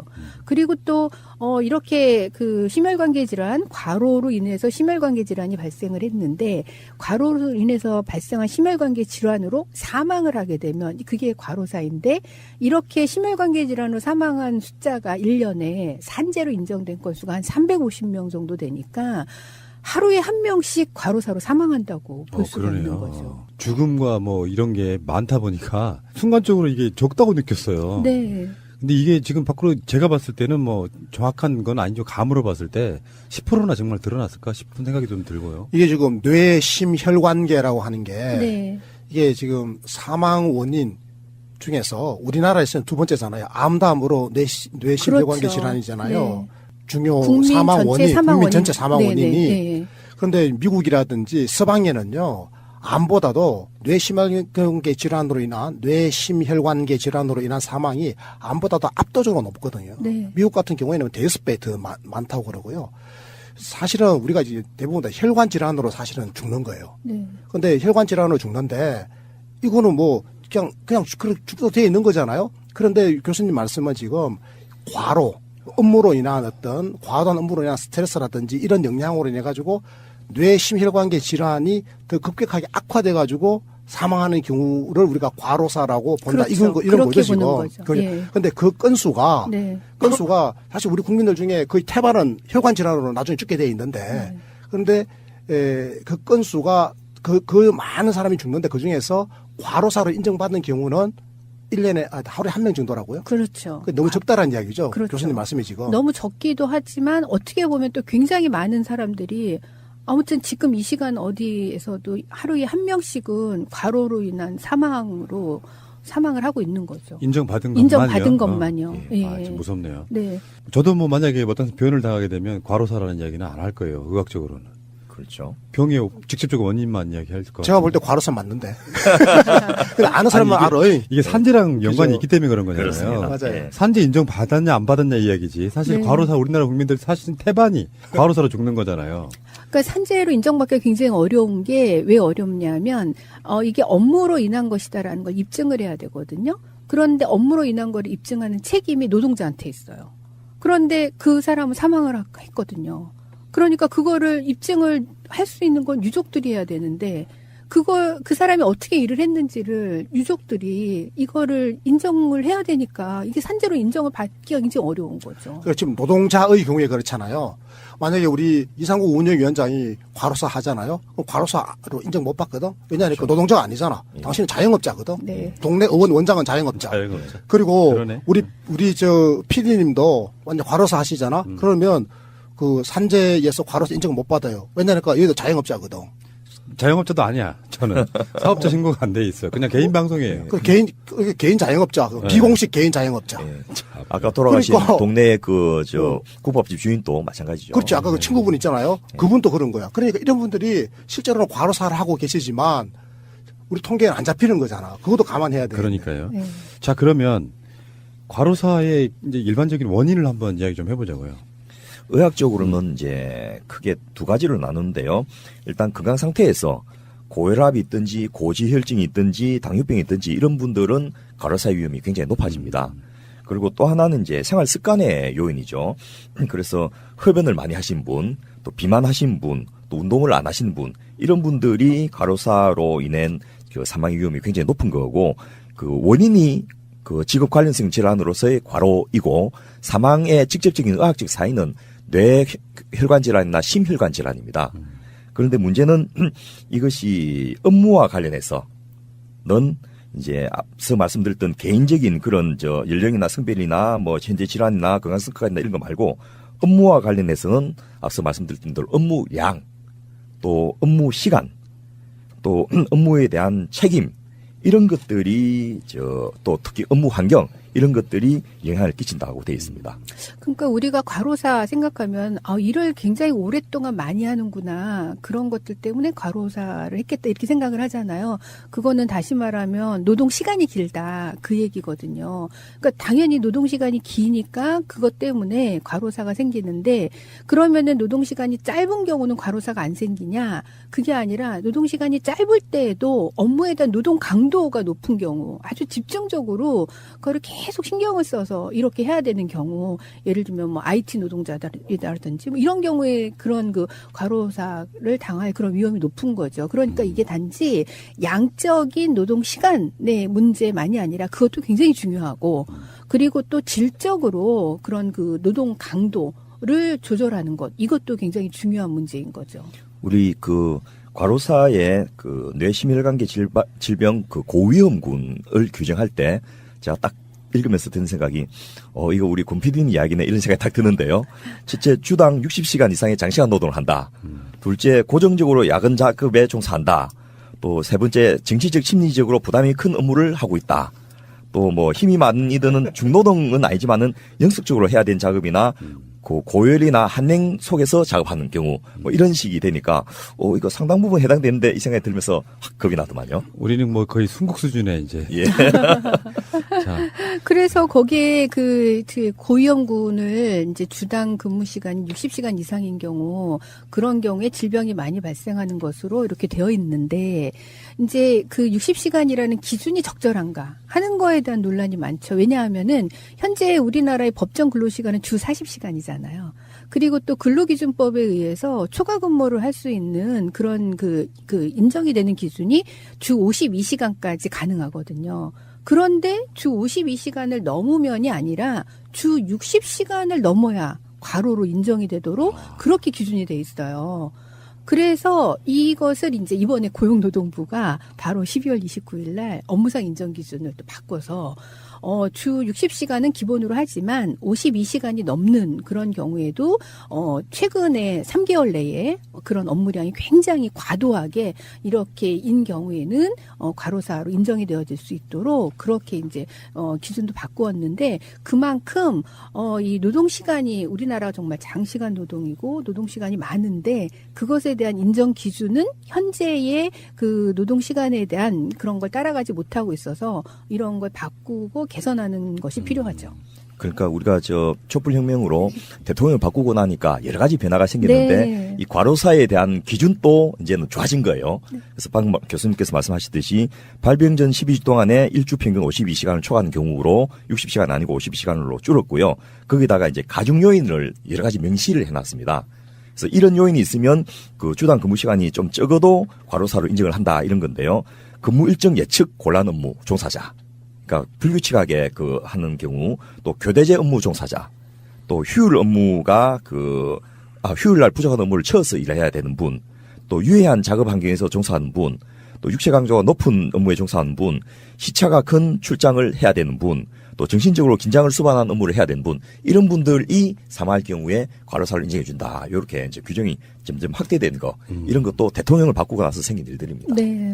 그러니까 이 과로사 요인을 다시 한번 살펴보면 이게 잘 설명이 되는 것 같아요. 그죠? 과로사 요인이죠. 요인이 이제 기본적으로 노동시간이 길면 뭐라 그래도 이제 과로사로 연결될 가능성이 커지잖아요. 근데 노동시간이 좀 길더라도 뭐 대충 헐렁헐렁 이렇게 시간 때우는 사람들도 있거든, 사실은. 이런 사람들은 과로사 올 일이 없잖아요. 한데 노동시간이 좀 짧더라도 뭐 가령 법정 노동시간인 52시간을 주당했다 하더라도 이게 업무량 자체가 너무 많고 그리고 이 노동 강도가 너무 높은 경우에는 그런 경우에는 엄청난 스트레스 받을 거 아니겠어요. 그렇죠. 그때는 막 혈압도 높아지고 막 혈관도 좁아지고 이렇게 심혈관에 엄청난 부담이 올 거예요.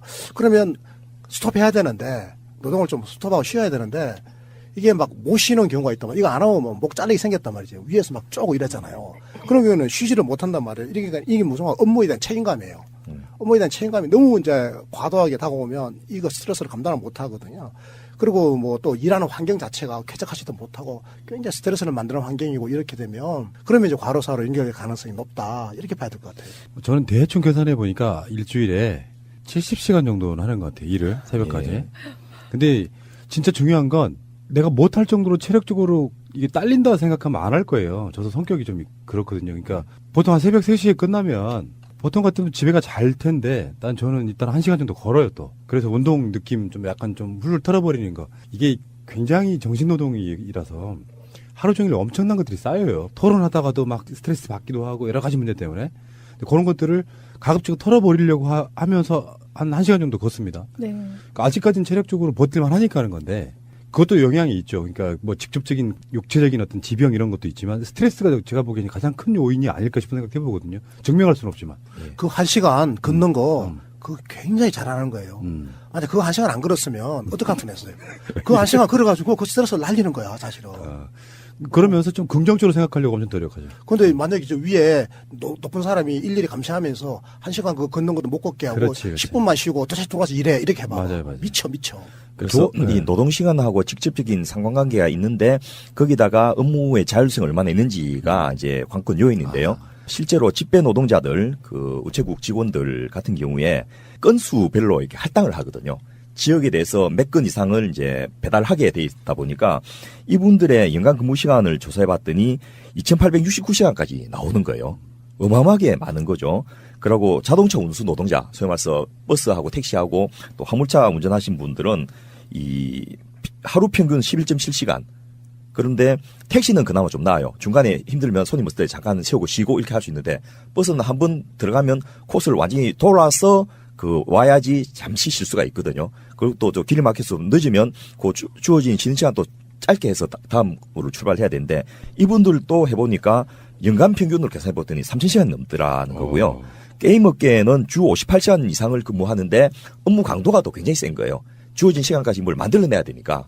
이런 분들이 앞서 제가 언급했던 대로 과로사로 인한 대표적인 질환 사망군들에 속하는데 가장 직접적인 연관관계를 우리 교수님께서 진 교수님께서 아주 연구를 해놨어요. 그거 소개 좀 해주시죠. 네, 제가 근로시간하고 노동시간하고 과로사가 어떻게 연관이 될까 해가지고 이제 조사를 해보니까, 분석을 해보니까, 우리가 이제 52시간까지는 법정으로 허용이 되는 그런 시간이기 때문에, 그래서 52시간 미만인 경우하고, 그 다음에 52시간을 초과해서 이렇게 일을 하는 경우에 산재가 발생할 가능성을 분석을 해봤더니, 52시간을 초과해서 일을 하는 경우가 그렇지 않은 경우보다 산재 발생 확률이 2.3배나 높은 것으로 그렇게 나타나 있어요. 그렇기 때문에 그 노동 시간이 정말 이 산재하고 아주 직접적으로 영향을 미치는 것을 알 수가 있죠. 그리고 근로시간 감축이 또 영향 미친 그 이야기도 좀 해주시죠. 네, 그래서 이제 그러면 근로시간을 감소시키면은 산재를 예방할 수 있는가를 봤더니 근로시간을 월평균 1%를 감소를 하면 산재가 3.7% 감소가 됩니다. 그렇기 때문에 이 산재를 줄이기 위해서는 역시 근로시간을 우선적으로 줄이는 것이 중요하다고 할 수가 있죠. 우리나라가 앞서 문제도 나왔지만은 그 옛날에는 OECD 국가 중에서 그 1등이었어요. 그 연간 노동 일수가 시간이 2113시간인데 34개국 중에서 지금 2등입니다. 이 다행인지 불행인지 멕시코가 우리보다 좀 앞서 나가주는데요. 문제는 이 많다는 것이 그 2등이라 해서 좋아할 수가 없는 게 그 OECD 평균보다는 너무나 많다는 거죠. 그래서 앞서 그 문제에서 나왔습니다만은 한 달 내지 두세 달을 더 우리나라가 일하고 있는데요. 앞서 그 가장 적게 일하는 주 30시간 일하는 그런 분들에 비하면 뭐 그분들은 연간으로 하면 1,400시간 이 정도밖에 일 안 하니까 2,000시간이 넘게 일하는 경우는 좀 드물거나 이상한 경우라고 봐야 되는데 우리나라는 이것이 아주 당연하게 생각하고 안 그러면 이상하다 이런 정도까지 지금 가 있지 않습니까? 그러니까 그 시간이 노동 시간이 법으로 정해진 이런 것뿐만이 아니라 실제 실노동 시간이 중요한데 집배원들이 이렇게 문제가 되는 게 노동 시간을 실적 자기가 채워야 되는 실적이 있어요. 배달을 얼마큼 해야 되는지 그거를 채워야 되니까 노동 시간이 길어지는 거거든요. 그리고 또 우리가 잘 아는 것처럼 작년 초에 실습 나간 여고생이 콜센터 여고생이 콜수 못 채웠어. 실적 못 채웠어. 그랬잖아요. 그 실적을 채우기 위해서 노동시간을 오래 하다 보니까 그걸로 인해서 자살을 하는 이런 경우가 생기는 거죠. 그래서 최근에는 과로로 인해서 사망하는 경우뿐만 아니라 과로 자살. 그거를 견디지 못하고 실적을 채워야 되는 부담을 견디지 못하고 자살하는 이런 경우도 산재로 인정이 되어야 한다라고 얘기가 많이 되고 있는 거죠. 중요하신 말씀하신 것 같고 그 체크리스트가 있더라고요. 아, 예. 제가 한번 해보겠습니다. 여러분들도 본인이 해당 사항이 얼마나 되는지. 요거를 이렇게 하면 어떨까요? 요 체크리스트를 그 우리 교수님께서 또박또박 하나 읽고 나면 우리 컴퓨터께서 해당 된다 동글방이 해당 안 된다 꼽혀 이렇게 해보는 거예요. 몇 개 해당되는지. 자, 미리 알려드려야 되죠. 12개 이상이면 위험하다. 네, 문항이 20개입니다. 알겠습니다. 자, 네. 시작하십시오. 네, 1. 전보다 잘 지치고 피로가 쌓여 있다. 일과를 마치면 녹초가 된다. 요거는 세모예요. 가끔. 네. 두 번째는 지금 일에 흥미가 없어졌다. 아닙니다. X. 3. 일에 대체로 의욕이 없다. X. 네. 네 번째는 매사에 실증을 잘 내고 아무것도 하지 않고 몇 시간이고 보낸다. 그러고 싶어요. 세모네, 세모. 네. 네. 다섯 번째는 자신이나 타인에 대해 더 비관적이고 비판적이고 트집을 잡게 됐다. 가끔씩 그래요. 이건 오해요. 여섯 번째는 약속이나 마감일 등을 잘 까먹고 그것에 대해 신경을 쓰지 않는다. 저는 워낙에 약속을 중요하게 생각합니다. 네. X. 일곱 번째는 예전보다 더 많은 시간을 친구나 가족, 직장 동료와 떨어져서 혼자 지낸다. 이거 5. 네. 여덟 번째는 평소보다 화를 잘 내거나 적대감을 갖거나 공격적이 되는 일이 많아졌다. 5. 네. 아홉 번째는 유머 감각이 두드러지게 감소했다. 이건 X입니다. 네. 그리고 열 번째는 예전보다 감기 같은 질병에 자주 걸린다. 이거는 제가 이상해 박사님이 추천해 준 거 있잖아요. 고용량 비타민C 지금 4개월째 먹고 있거든요. 전혀 감기 기운 없어요. 좋더라고요. 네. 네. 11번째는 평상시보다 머리가 자주 아프다. 죄송한데 이건 X인데 제가 워낙 건강 체질이긴 해요. 네. 네, 12번째입니다. 위장 상태가 나쁘다. X. 네, 13번째는 아침에 심한 피로감을 느끼는 상태에서 일어나는 일이 많아졌다. 아, 이게 좀 저거는 이게 체크리스트 하면 안 되겠어요. 왜냐면은 저는 무조건 일어나요. 그것 때문에 못 네. 일어나는 경우는 없습니다. 예. 네. 그리고 14번째는 예전에는 주위에 있어도 신경 쓰이지 않았던 사람들을 일부러 피한다. X. 네. 15번째는 성욕이 감퇴됐다. 쎄모. 그렇지는 않습니다. 예, 이 스트레스 해소가 가장 중요한 부분이기 때문에 이거 감퇴되거나 그러진 않았어요. 16번째는 다른 사람을 마치 인격이 없는 물질처럼 다루거나 무신경하게 다룬다. 이것도 X. 네, 17번째는 업무상 의미 있는 결과를 전혀 내지 못한다고 느끼거나 무언가를 바꿀 힘이 없다고 느낀다. 무기력한 X. 느낌. 네. 18번째는 혼자 있을 때 자발적인 활동이 없어진다고 느낀다. 이것도 X예요. 19번째는 매일 업무나 사람 사귀는 일, 과거의 일을 떠올리며 걱정하는 시간이 길어졌다. 전 이것도 X입니다. 마지막입니다.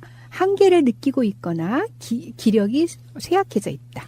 저는 과로하고는 상관이 없는 사람 같은데. 그러니까 이 문항들이 보면 이제 소위 말해서 주관적으로 느끼는 번아웃을 체크하는 리스트고 여기에 그 체크가 많이 되면 일단 위험하다고 생각해서 바로 조치를 취해야 되는 건데요. 그 많은 문항들이 이제 개인적인 이런 부분, 앞서 이야기했듯이 업무의 자율성이라든지 또 자기가 원해서 하는 업무인지 이런 것에 좌우가 많이 된다는 걸 알 수 있는데요. 그 외에도 객관적으로 실제 노동 강도가 클 경우에 여기에 체크가 많이 되는데 제가 이걸 가지고 다른 분들한테 몇 분쯤 해봤더니 뭐 19개, 20개 이런 분들 막 나오는 거예요. 아이고, 큰일 날 분들이네. 아니, 의외로 우리 주위에 이런 분들이 많아요. 진짜로 많아. 이 갱년기 증후군 비슷한 거예요. 갱년기 접어든 사람들 중에 많은 사람들이 이 중에 뭐 한 14개 이렇게 막 해당돼요. 네. 그러면 저는 굉장히 특성 경우네요. 그러니까 뭐냐면 굉장히 건강한 거야. 남들이 컴퓨터는. 보면 그냥 과로하는 사람 같은데 지가 재밌어서 하고 있는 일이에요. 그냥. 그러니까 과로사 할 위험 제로. 그러니까 의외로 해당되는 게 없으시네요. 근데 우리 청취자님들도 이거 한번 해보십시오. 해보시면 이거 아마 내가 몇 개 해당되는지. 그래서 한 10개 좀 살짝 넘어가면 아, 내가 건강에 좀 신경 써야 되겠구나. 이렇게 생각하셔야 될 것 같아요. 네. 여기에 만일 위험도가 높게 나오면 일단 자기가 다니는 회사의 보건관리자를 찾아가서 상의를 한번 해보시면 좋겠고요. 만일 그런 보건관리자가 없는 회사라면 또 중소기업이라서 아예 전문적인 보건관리자 자체가 존재하지 않는 곳이라면 지역의 산업보건센터 같은 데 가도 되고요. 뭐 그도 없으면 우리 정선 교수님이 운영하시는 한국산업간호협회에서 네. 운영하는 직장인 건강상담 콜센터가 있습니다. 거기에 전화를 걸면 바로 우선 전화 상담부터 받으면서 어떻게 해결해야 되는지에 대한 도움을 좀 얻을 수가 있습니다. 그런 게 있었어요? 네, 산업간호협회로 전화하시면 저희가 무료로 다 건강 상담을 협회 전화는 해드립니다. 어떻게 하는데요? 그 뭡니까 홈페이지 네이버에다 검색해 보면 됩니까? 네, 금방 나옵니다. 아는 것이 힘이네요. 뭐가 있어도 몰라서 못 쓰는 경우가 많아요. 그럼요. 검색할 때 뭐라고 검색한다고요? 한국산업간호협회. 한국산업간호협회. 네. 거기에 이제 건강 상담 콜센터. 네. 그러면 이게 이제 지금 우리가 이야기 나누는 사실 원인으로 한번 돌아가 보면 이유로 돌아가 보면 이런 것들을 국가가 체계적으로 관리해줘야 된다는 명제 때문에 이야기하는 거잖아요. 그렇죠. 개인적으로 뭐 운동하고 뭐 하고 이런 다른 문제라고 생각이 드는데 아직까지 과로사에 대한 어떤 규정이랄까요? 법적인 어떤 범위 이런 것들이 정해져 있는 게 있습니까? 현재 산업안전보건법에는 이런 직무 스트레스를 예방하기 위한 조항이 있어요. 그래서 사업주가 직무 스트레스를 예방하기 위해서 미리 뇌심혈관계 질환 발병 위험도 평가 이런 거를 하고 그다음에 고혈압이라든지 이런 것들이 생기지 않게 건강증진 사업을 하도록 그렇게 규정을 하고 있는데 문제는 이렇게 하도록 돼 있지만 이것을 안 했을 때에 뭐 과태료가 있다든지 벌금이 있다든지 이런 게 없으니까 그냥 권고조항으로만 있으니까 회사에서 이거를 지키지 않아도 그것에 대해서 전혀 문제가 없는 거죠. 산업 안전 관련해 가지고 네. 실제로 산업 현장에서 이렇게 과로사가 아닌 어떤 사고로 죽거나 이런 경우도 있는데 네. 그때 이제 사업장의 어떤 기준들 중에 뭐 몇 명 이상은 보건 담당자를 배치해야 된다 뭐 이런 규정들이 있었잖아요. 그런 규정이 있죠. 예. 이게 지금 뭐 그걸 바꾸시려고 엄청 노력하시는 부분이 있잖아요. 네. 지금 우리 학교에는 호두 보건교사가 있어서 학생들에 대한 건강관리를 해주는 것처럼 직장에는 보건관리자가 있어서 직장인들의 건강관리를 해주어야 직장인들이 건강해야 우리나라의 정말 생산성도 높아지고 모든 가족들이 같이 건강해질 수가 있잖아요. 그런데 직장에 보건관리자가 있는 경우가 많지 않아요. 왜냐하면 왜냐하면 업종으로 제한을 하고 있고 또 규모로 제한을 하고 있죠. 현재 이제 50인 이상 되는 회사에 보건관리자를 두게 돼 있는데 50인 이상 되는 회사에 보건관리자를 두라고 하면 비용 부담이 많으니까 300인 이상 되는 데는 아무튼 보건관리자를 두고 그게 또 모든 업종에 보건관리자 두는 게 아니라 산재가 많이 생기는 주로 제조업 같은 데만 보건관리자를 두도록 되어 있어요. 그런데 최근에는 이런 과로사가 제조업에서 많이 생기는 게 아니라 서비스업 같은 경우, 그다음에 운수업 같은 경우, 또 금융업, 그리고 사무직 IT 쪽, 방송 이런 쪽에 굉장히 많이 생기는데 이제 운수업이나 뭐 사무직만 있는 경우나 금융업 전부 다 보건관리자를 두어야 되는 대상에 제외되어 있어요. 그렇기 때문에 거기에 보건관리자를 두도록 법으로 만들어야 그래야 보건관리자가 이런 직장인들에 대한 건강관리를 해주어서 사전에 과로사를 예방할 수가 있는 거죠. 그러니까 교수님 말씀을 정리해보자면 이렇네요. 300인 이상을 고용하는 대규모 사업장 있잖아요. 네. 이제 그런 데는 보건관리자가 있으니 그나마 그래도 상황 좀 낫다 이거죠. 네. 근데 문제는 300인 미만을 고용하는 특히 50인 미만을 고용하는 중소사업체에는 지금 보건관리자를 두어야 될 법적 의무가 없는 거죠. 네. 게다가 금융업이라든지 각종 서비스업, IT 산업이라든지 그런데 제조업이 300인 아닌 이상도 보건관리자를 둘 의무가 없는 거죠. 예. 300 이상이라도. 규모와 상관없이. 네. 그러니까 요즘 보면은 네. 특히 이제 금융 은행에서 과로하다가 사망한 사람들 막 생기잖아요. 네. 그럼 그런 경우에는 은행 같은데 금융산업체에는 보건관리 자체가 없다 이거죠. 그렇죠. 뭐 사업장 규모 굉장히 크더라도 네. 이 문제네 이제. 문제죠. 그러니까 결국에는 궁극적으로는 영세 사업장 이런 데서 보건관리자를 두기는 힘들으니까 네. 정부 차원에서 뭔가 대책을 세우고 법도 만들어야 이런 말씀하시는 거잖아요. 그렇죠. 예. 그래서 저희 복지국가 소사이티가 이제 이걸 정책적으로 제안을 해서 문재인 정부에서는 일단 소방관, 경찰관, 교사, 또 근로감독관 이런 부분은 작년 예산을 열심히 반영해서 일정 정도 늘리게 돼 있는데 아직 보건관리자까지는 안 돼 있는 거예요. 그래서 이 부분을 그러면 공무원으로 안 하더라도 한국 안전보건공단이라는 그런 쪽에서 채용을 해가지고 대기업은 앞서 말씀드렸던 이런 금융업, 운수업, 콜센터 같이 지금 업무적으로 고용 안 해도 되는 데를 업무 고용하도록 법을 바꿔주면 되는 거고 그러면 고용할 여력이 충분히 있거든요. 그런데 영세 중소기업은 그럴 여력이 없으니까 거기는 아예 파견을 해주자. 그래서 안전보건공단에서 중공무원을 뽑아가지고 뭐 예를 들면 한 명의 보건관리자가 5개 정도의 업체를 담당하면 올라서먹고 하루에 한 군데씩 가볼 수 있지 않습니까? 그걸 또 직접 가보지 못한다 하더라도 전화나 이런 것으로 관리를 상당히 할 수가 있거든요. 그렇게 되면 이 과로사로 인한 사망률뿐만 아니라 각종 산업재해를 많이 예방할 수가 있고요. 특히 저는 이게 굉장히 중요하다고 생각하는 게 야당이 지금 공무원 정원 늘린 것에 대해서 굉장히 반대를 하는데 이렇게 늘리면 꼭 공무원 정원이 아니어도 예산만 있으면 늘릴 수 있는 부분인데 이렇게 늘려야 되는 이유가 일단 우리나라의 근로자들의 숫자가 줄어들고 있습니다. 이미 이제 경제활동 인구가 줄어든다고 발표가 열차례 됐지 않습니까? 거기다가 또 이 근로자들의 나이가 46세로 많아져 버렸어요. 그러니까 어떻게든 이 적게 있는 근로자들을 오랫동안 건강하게 일을 할 수 있도록 만들어주는 게 국가적으로 굉장히 중요하고 공익적인 효과가 있으니까 경제 활성화라는 측면에서도 보건관리자를 이제 국가가 뽑아가서 배치를 하자는 거죠. 제가 초반에 말씀드렸던 그 친구가 만약에 직장을 다니다가 그 상태가 됐다면 예. 보건관리자가 빨리 와서 그렇죠. 심폐소생술이라도 좀 해줬으면 살았을 것 같은 그런 분들이 꽤 많으실 거예요. 네. 그러고 기본적으로 그렇게 일 못하도록 만들어버리는 거죠. 아니, 아마 미리 발견이 됐을 겁니다. 예. 아, 내 몸이 요즘 이상해요라고 옆에 있는 보건관리자 찾아가서 상담을 했을 거고, 그럼 보건관리자가 종합적인 상황 판단을 해가지고 체크해가지고, 아, 당신은 지금 심혈관계 쪽에 뭔가 문제가 있으니까 노동 강도를 줄이고 병원에 가십시오. 이렇게 하면 조치했겠죠. 그러면 사망이 안 일어났지. 살릴 수 있는 사람을 죽이지 않고 살리게 하는 것도 중요하지만은 이렇게 해갖고 이게 병으로 악화가 돼버리면 결국 그건 또 나중에 개인으로도 이제 질환 상태에서 장애인으로 살아가야 되는 문제가 있지만은 국가적으로는 그 의료비를 또 따야 되는 문제가 있거든요. 그래서 가장 많은 시간을 체류하는 사업 현장에서 근로자들이 일하는 그 시간에 그분의 보건 관리를 해주는 것이 사실은 가장 효과적인 방법입니다. 그러니까 우리나라 노동 인구가 점점 고령화되고 있거든요. 그러다 보니까 아무래도 나이가 좀 들면서 뭐 혈압이 높아진다든지 당뇨병이 있다든지 그런 사람들이 많아지고 있는데 그런 사람들이 직장을 다닐 때 직장 내에서 이렇게 체계적인 관리를 받게 되면 나중에도 노인이 되어서도 질병이 훨씬 적게 생기고 그런 것들이 국가적인 부담을 줄이는 것으로 되기 때문에 그런 직장인들에 대한 건강 관리가 우리나라 전체에 국민의 건강 수준을 높이는 데 정말 직접적인 기여를 할 수가 있는 거죠. 지금 정혜선 교수님께서 굉장히 중요한 말씀을 해주셨거든요. 지금 우리나라 같은 경우에는 대학을 졸업한 20대 청년들이 일자리를 못 구해서 난리잖아요. 네. 그런데요, 정확하게 앞으로 10년쯤 지나고 나면 그럼 지금 20대가 대체적으로 지금 뭐 한 60만 명쯤 되거든요. 앞으로 그런데 이제 10년쯤 지나고 나면 40만 명대 시대로 접어들면 그러면 생산 가능률가 확 줄어들잖아요. 그럼 우리나라도 지금의 일본처럼 돼요, 이제는. 그렇죠. 지금의 일본 같은 경우에는 대학 졸업하면 지금 취업이 이미 예정돼 있거든요.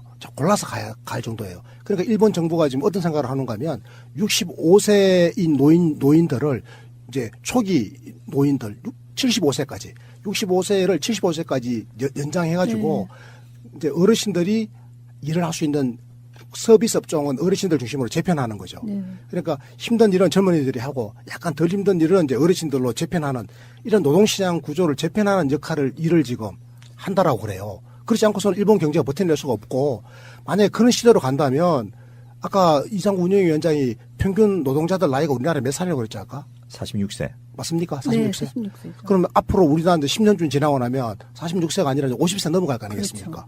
바로 이렇게 되면 사업장에서의 그 건강 관리라고 하는 게 굉장히 중요해지는 거죠. 그러니까 국가가 한 단계 업그레이드 되는 것 같아요. 이런 문제는 다 개인의 문제였잖아요. 요거는 국가가 어느 정도 개입해가지고 시스템 만들어주고 가급적이면 사람답게 살라는 이건잖아요. 알고 보면 가끔씩 그런 생각 들 때 있거든요. 주위에 보면은 일만 하고 사는데 도대체 이 사람이 사는 목적이 뭔지 모르겠는 사람들 엄청 많잖아요. 근데 이제 그런 게 조금 아쉬운 거는 그런 국민 전체의 건강 문제는 보건복지부에서 담당하는데 직장인들의 건강 문제는 고용노동부에서 담당을 하다 보니까 고용노동부는 그 이후에 그 전반적인 건강 문제까지 생각을 하지 않는 거고 보건복지부는 직장인들의 건강 문제는 뭐 고용부에서 알아서 하도록 그렇게 하고 있으니까 이게 업무가 이원화돼서 좀 더 서로 연관이 돼가지고 같이 정책 교류가 되어서 하면 훨씬 더 시너지 효과가 있지 않을까 그렇게 생각이 되죠. 예, 그리고 이 보건관리자를 빨리 많이 배치해가지고 살릴 수 있는 사람을 살리고 또 아플 수 있는 사람을 안 아프게 만드는 것도 중요하지만은 더 중요한 것은 근본적으로 이제 노동시간을 정상화해야죠. 그래서 우리나라 근로기준법에 보면요. 50조의 근로시간 기준에 보면 1주간의 근로자의 근로시간은 휴게시간을 제외하고는 40시간을 초과할 수 없다 이렇게 되어 있습니다. 그리고 1일의 근로시간은 그 휴게시간을 제외하고 8시간을 초과할 수 없다 이렇게 해서 1일 8시간 주 40시간이 규정돼 있고 또 휴게시간 또 8시간인 경우에는 1시간 이상의 휴게시간을 갖도록 의무화되어 있습니다. 그런데 이제 문제는 여기에 각종 노동시간 특례 제도가 있어가지고 이 본법을 다 무산시켜버린다는 거죠. 그러니까요. 이게 주 40시간으로 되어 있지만 노동시간 특례 제도를 적용하는 그 업종이 있어요. 운수업이라든지 의료업이라든지 금융업이라든지 이런 데가 다 노동시간 특례로 되어 있어서 주 40시간이 아니라 얼마든지 노동시간을 더 늘려도 법적으로 전혀 문제가 없도록 그렇게 되어 있는 거죠. 그러니까 그런 데서 집중적으로 과로사의 문제가 발생을 하는 거죠. 제 환자 중에 유명한 드라마를 제작하는 그 서브 PD가 있었는데요. 그 거제도에서 병원선을 찍고 있는 제작진의 이제 PD였는데 이분이 나이가 아직 30대 중반밖에 안 되는데 저한테 진찰을 받고 나서는 직장을 그만두겠다고 하는 거예요. 제가 과로사의 문제에 대해서 이야기를 했더니 자기가 지금 곧 이제 결혼을 할 생각인데 내가 이렇게 지내다가는 목숨이 위험할 것 같고 우리 약혼자를 결혼하자마자 미망인으로 만들 것 같아 하면서 그만두겠다고 이야기를 하고 그 다음에는 이제 그만둔 지 아직 확인을 못 했는데 얼마나 하길래 그렇게 하냐 했더니 그러니까 이게 방송 시간이 있다 보니까 대본이 대본으로 나오지 않습니까? 그럼 대본 나오자마자 바로 촬영에 들어가야 되고 하다 보니까 그걸 준비하는 사람들은 그야말로 업무 강도가 상상을 초월한다 하더만요. 그러니까 그 방송되기 전까지 거의 뭐 하루에 4시간, 5시간 또 못 자면서 며칠씩 그렇게 지내는데 한 건 치르고 나면 또 하루 이틀 쉬다가 또 바로 그 다음 건 나오고 막 이런 식이 되니까 그 젊은 사람이 목숨의 위협을 느낀다 이런 이야기를 저한테 하더만요. 그러니까 뭐 저는 의사는 아니지만 저도 그쪽 이제 일을 너무나 잘하는 사람인데 실제로 살아보니까요. 운동도 중요해요. 예. 근데 잠자는 거 굉장히 중요하더라고요. 그럼요. 그러니까 충분하게 잠을 자면 건강상에 있어서 굉장히 좋은 효과가 분명히 있는 건데 시간을 다투는 일이다 보니까 잠을 못 자는 경우가 많거든요. 제가 제 이야기를 하나 해드리면은 어떤 경우는 아침에 9시 방송 시작하는 경우도 있어요. 어떤 특수한 경우긴 하죠. 근데 그 전날 잠잔 게 한 4시쯤이었어요. 9시부터 시작해서 방송이 녹음이 끝나고 나면 그걸로 일이 끝나는 것이 아니야. 중간에 그 다음 방송 구성도 만들어야 되고요. 심한 경우는 광고 상담도 해야 되지. 다음에 광고 카피도 만들어야 되지. 무슨 세금 문제 같은 거 있어서 세무도 봐야 되고요. 그러다가 다시 그 다음 방송 준비를 하고 방송 녹음을 같이 하고 그거를 가져다가 편집하고 그리고 그 다음날 방송 준비하고 하다 보면 아침 9시에 일을 시작했는데 그 다음날 새벽 3시쯤 끝나는 경우도 꽤 있어요. 그러니까 이게 일의 분량이라는 게 근데 저는 아까 그게 중요한 부분 같아요. 두 분이 말씀하신 거. 내가 조절할 수 있기 때문에 막 쫓겨서 스트레스 받아서 하진 않아요. 이거 이제 해야지. 그렇다 보니까 아직까지 이게 좀 건지하고 있는 것 같은 그런 느낌은 들고요. 자, 근데 뭐 직장인으로서 월급 받아야 되는데 해고의 위험 같은 걸 감수해야 되고 저는 예전에는 이런 거 잘 안 할 때는 이런 거 안 할 때는 그냥 일을 직장이 무조건 시키는 건 줄 알았어요.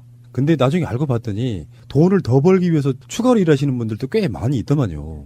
임금 구조를 그 연장 근무를 하지 않으면 원하는 수준의 급여를 못 가져가도록 만들어 놓고서 그러니까. 이제 그걸 정당화시키고 앞서 말씀하셨던 대로 법적으로는 주 40시간으로 규정이 돼 있지만은 이 연장 근로의 제한도 그 일주에 12시간을 한도로 한다 이렇게 규정돼 있지만은 방금 말씀하신 노동시간 특례 제도 때문에 예를 들면 주당 그 최대 연장 시간을 12시간을 해주니까 40 플러스 12시간이면 52시간이 최대지 않습니까? 근데 거기다가 토요일, 일요일 같은 휴일 근무 요게 이제 16시간까지 허용하거든요. 그러면 합계 주당 68시간이 합법적인 근무 시간인 거예요. 그래서 이 부분을 줄이려 했더니 그 고미님 말씀하신 대로 노동계가 거꾸로 반대를 해요. 왜냐하면 실질 임금이 줄어드니까. 그런데 근로자들이 너무나 많이 일을 하니까 그 업무에 비해서 그 고용이 너무 적은 거거든요. 그래서 이런 부분은 정부가 나서야 된다. 근데 국가가 법적으로 규제하고 근로시간을 단축을 실질적으로 가능하도록 만들어주고 그 단축으로 인해서 손해보는 급여 부분을 다른 거로 보전을 해주는 이런 정책을 해야 되는 거죠. 그래서 문재인 대통령께서 공약하시기를 예. 집권 기간 내에 그 근로자 1인당 연평균 노동시간을 1,800시간대로 줄이겠다. 지금 2,100시간쯤 되잖아요. 정확하게 2,086시간인데 이걸 1,800시간으로 줄이겠다. 그러면 뭐 한 200시간 정도는 줄이겠다라고 하는 거 아니에요? 제발 좀 줄였으면 좋겠어요. 그래서 지금 52시간 요거라도 확실하게 좀 지켜주면 좋겠다. 그러려면 지금 이게 특례 제도이죠. 그렇죠. 지금 특례 제도가 없어져야 그게 가능한 거죠. 그렇죠. 네, 예. 그래서 국회에서 이 법을 바꿔주고 그다음에 정부는 그렇게 인해서 추가로 드는 비용 부담에 있어서는 이제 왜냐하면 특례 제도를 없애면 사람을 더 고용해야 되니까 그런 부분은 상당 기간 동안에 마치 우리가 최저임금을 하면서 소득을 보전해 주듯이 그렇게 지원을 해주고 이런 식으로 노사정 합의를 가야 되는 그런 상황인 거죠. 그러다 보면 일자리도 늘어나니까 예. 일자리 워크쉐어 잡쉐어가 가능해지면서 일자리 창출이 가능해지는 그런 겁니다. 제가 몇 년 전에 했던 회사를 어떻게 운영했는지 좀 알려드릴게요. 우리는 출퇴근 시간이 없었어요. 낮 업무 시간대에 사무실 이렇게 돌아다녀 보니까 얼핏 직원들이 창을 감추는 걸 봤어요. 일 안 하고 있는 거죠. 그러느니 대학로 가서 어디 극장 가서 영화나 연극 보고 오세요. 일 필요할 때 서로 이렇게 업무 협조가 필요할 때만 나오셔도 됩니다. 그래서 출퇴근 시간제를 없앴습니다. 없앴는데 그렇게 하니까 일 효율이 되게 높아지더라고요. 어떤 사람은 새벽에 들어가기도 하는데 시작하는 시간이 저녁 7시인 경우도 있고 뭐 그런 식으로 해봤는데 결국엔 망했죠 뭐. 근데 매일 9시에 출근해서 이렇게 퇴근 시간이 정해져 있는 이런 사람은 아무튼 칼퇴근을 제일 원하죠. 직장인들의 바람은 6시에 칼퇴근하는 게 바람인데 그런 것들이 지켜지지 않으니까 그것뿐만이 아니라 뭐 휴일도 계속 일을 해야 돼서 월화수목 금금금 뭐 이렇게 되어 있는 이런 구조가 바뀌어서 정말 직장에서 신나고 재미있고 행복하게 일을 할 수 있고 그리고 또 제 시간에 퇴근을 하고 휴일에도 쉬고 그래가지고 우리 대통령께서 말씀하신 것처럼 그야말로 휴식 있는 삶이 만들어지면 이런 과로사도 줄어들고 정말 행복한 우리 직장 생활이 되지 않을까 하는 생각이 들어요. 일단 청취자 여러분들은 경각심 갖는 게 중요합니다. 뭐 사고를 당한 뒤에서야 하면 늦는 거고 본인도 본인의 건강을 돌봐야겠지만 네. 국가가 이걸 체계적으로 시스템적으로 해달라고 요구하는 것도 중요하다 이런 생각이 좀 들었고요. 그 우리 산업보건 이제 전문가이시잖아요. 그리고 또 현재 한국산업간호협회 회장님이시잖아요. 네. 한국산업간호협회 회장님으로서 우리 청취자들에게 또 문재인 정부에 바라는 거 한 말씀 하고 끝내면 딱 좋겠죠. 직장인들은 직장에서 건강관리를 받을 건강권이 있습니다. 일을 하는 것만큼. 그렇기 때문에 그런 것들이 보장될 수 있는 노동 환경이 되어야 하거든요. 그리고 건강 문제가 생겼을 때 직장에서 나가서 병원 가는 게 쉽지가 않잖아요. 그러니까 직장 안에서 그거를 상담하고 관리하고 해결할 수 있는 그런 구조와 시스템이 갖춰져야 하거든요. 그래서 사업장에 보건관리자를 꼭 배치를 해야 되고 그리고 지금은 일부 업종만 보건관리자를 배치하도록 되어 있지만 전 업종에 보건관리자들을 배치해서 우리 직장인들이 직장에서 안전하고 건강한 그런 곳에서 일을 할 수 있는 그런 여건이 꼭 마련되었으면 합니다. 사람이 사람답게 사는 나라. 만들어지겠죠 뭐. 이렇게 열심히 하시는 분들이 있는데. 꼭 되었으면 좋겠어요. 2018년이 그 원년으로 가죠. 네. 이렇게 점점점 나아지는 나라 됐으면 좋겠고요. 오늘 첫 방송에는 2018년 그러고 보니까. 그러니까요. 늦었지만 새해 복 많이 받으십시오. 네, 새해 복 많이 받으십시오. 자, 다음 주에 뵙겠습니다. 고맙습니다. 고맙습니다.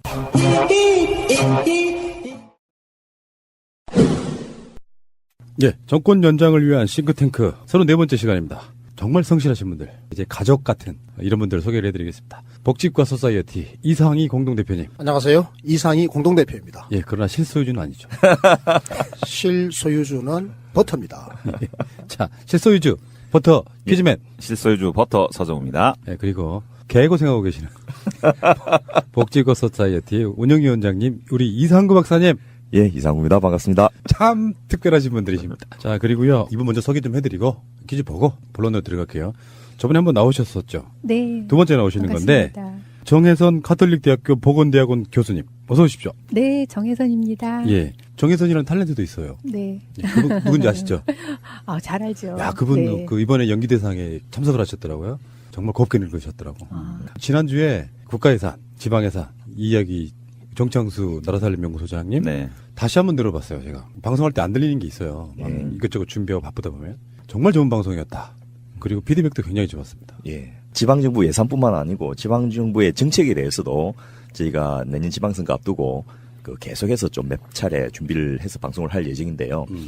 현재와 같은 상태에서 지방선거가 치러지면 또 하나의 선거일 뿐이고 민선 6기가 7기로 돼서 사람만 바뀌지 달라질 게 뭐 있느냐 이런 상황이 될 것 같아서 이 촛불혁명의 정신이 지방정부에도 반영될 수 있도록 지방정부가 아예 근본적으로 역할과 기능이 달라지는 그런 방안을 좀 저희가 국민들에게 알리는 그런 준비를 차근히지만 해나가겠습니다. 문재인 대통령께서 그 지난 연말에 수석 보좌관 회의를 주재하시면서 하신 말씀이 있어요.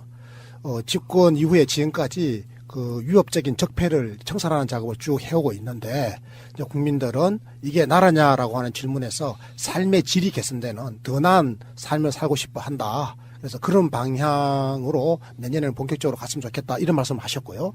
그리고 그 다음에 그 국무위원들하고 함께하는 자리에서 국무위원들을 다 청와대로 모셔가지고 식사를 딱 대접하시면서 그 자리에서는 더 직접적으로 이야기하셨습니다. 내년에는 본격적으로 우리 국민의 삶의 질이 좋아지는 그런 나라를 만듭시다. 함께 고민해 주십시오. 이렇게 요청을 했고요. 그리고 신년사 나왔습니다. 신년사에 정확하게 바뀌었습니다. 삶의 질 이렇게 나왔습니다. 그래서 이제 이게 나라냐에 대한 응답은 국민의 삶의 질을 높이는 게 나라다 이렇게 지금 응답을 하겠다라고 하셨고요. 그래서 오늘 우리 방송도 삶의 질에 있어서 굉장히 중요한 게 일 아닙니까? 그 일. 일을 하면서 우리가 과로하지 말아야죠. 우리 이 시리즈 방송이 사실은 그 목표로 가고 있는 거잖아요. 삶의 질의 향상. 복지 국가죠. 그게 바로 저희들이 지난 정권 교체하기 전에는 이게 나라냐라고 외치면서 우리가 이런 나라를 만듭시다라고 정권 교체하지 않습니까? 정권 교체하고 난 다음에는 이게 나라다라고 하는 게 뭐냐? 그게 바로 복지 국가입니다. 그랬더니 그 복지 국가가 뭐냐? 그래서 출범하실 때는 대통령께서 그게 포용적 복지 국가입니다. 이렇게 국정 방향으로 제시하셨거든요. 그리고 포용적 복지 국가가 뭐냐? 이게 좀 어렵잖아요. 이번 아주 구체적으로 말씀하신 거예요. 그게 바로 삶의 질을 보장해주는 국가다. 바로 그겁니다. 지금 정치권의 적폐는 무슨 비리만 있는 게 아닌 것 같고요. 복지를 반대하는 그 모든 세력이 저는 적폐라고 봅니다. 그거 바로 경제사회적 적폐예요. 그 비리 이런 거는 위법적, 법을 어긴 위법적 적폐 아니겠습니까?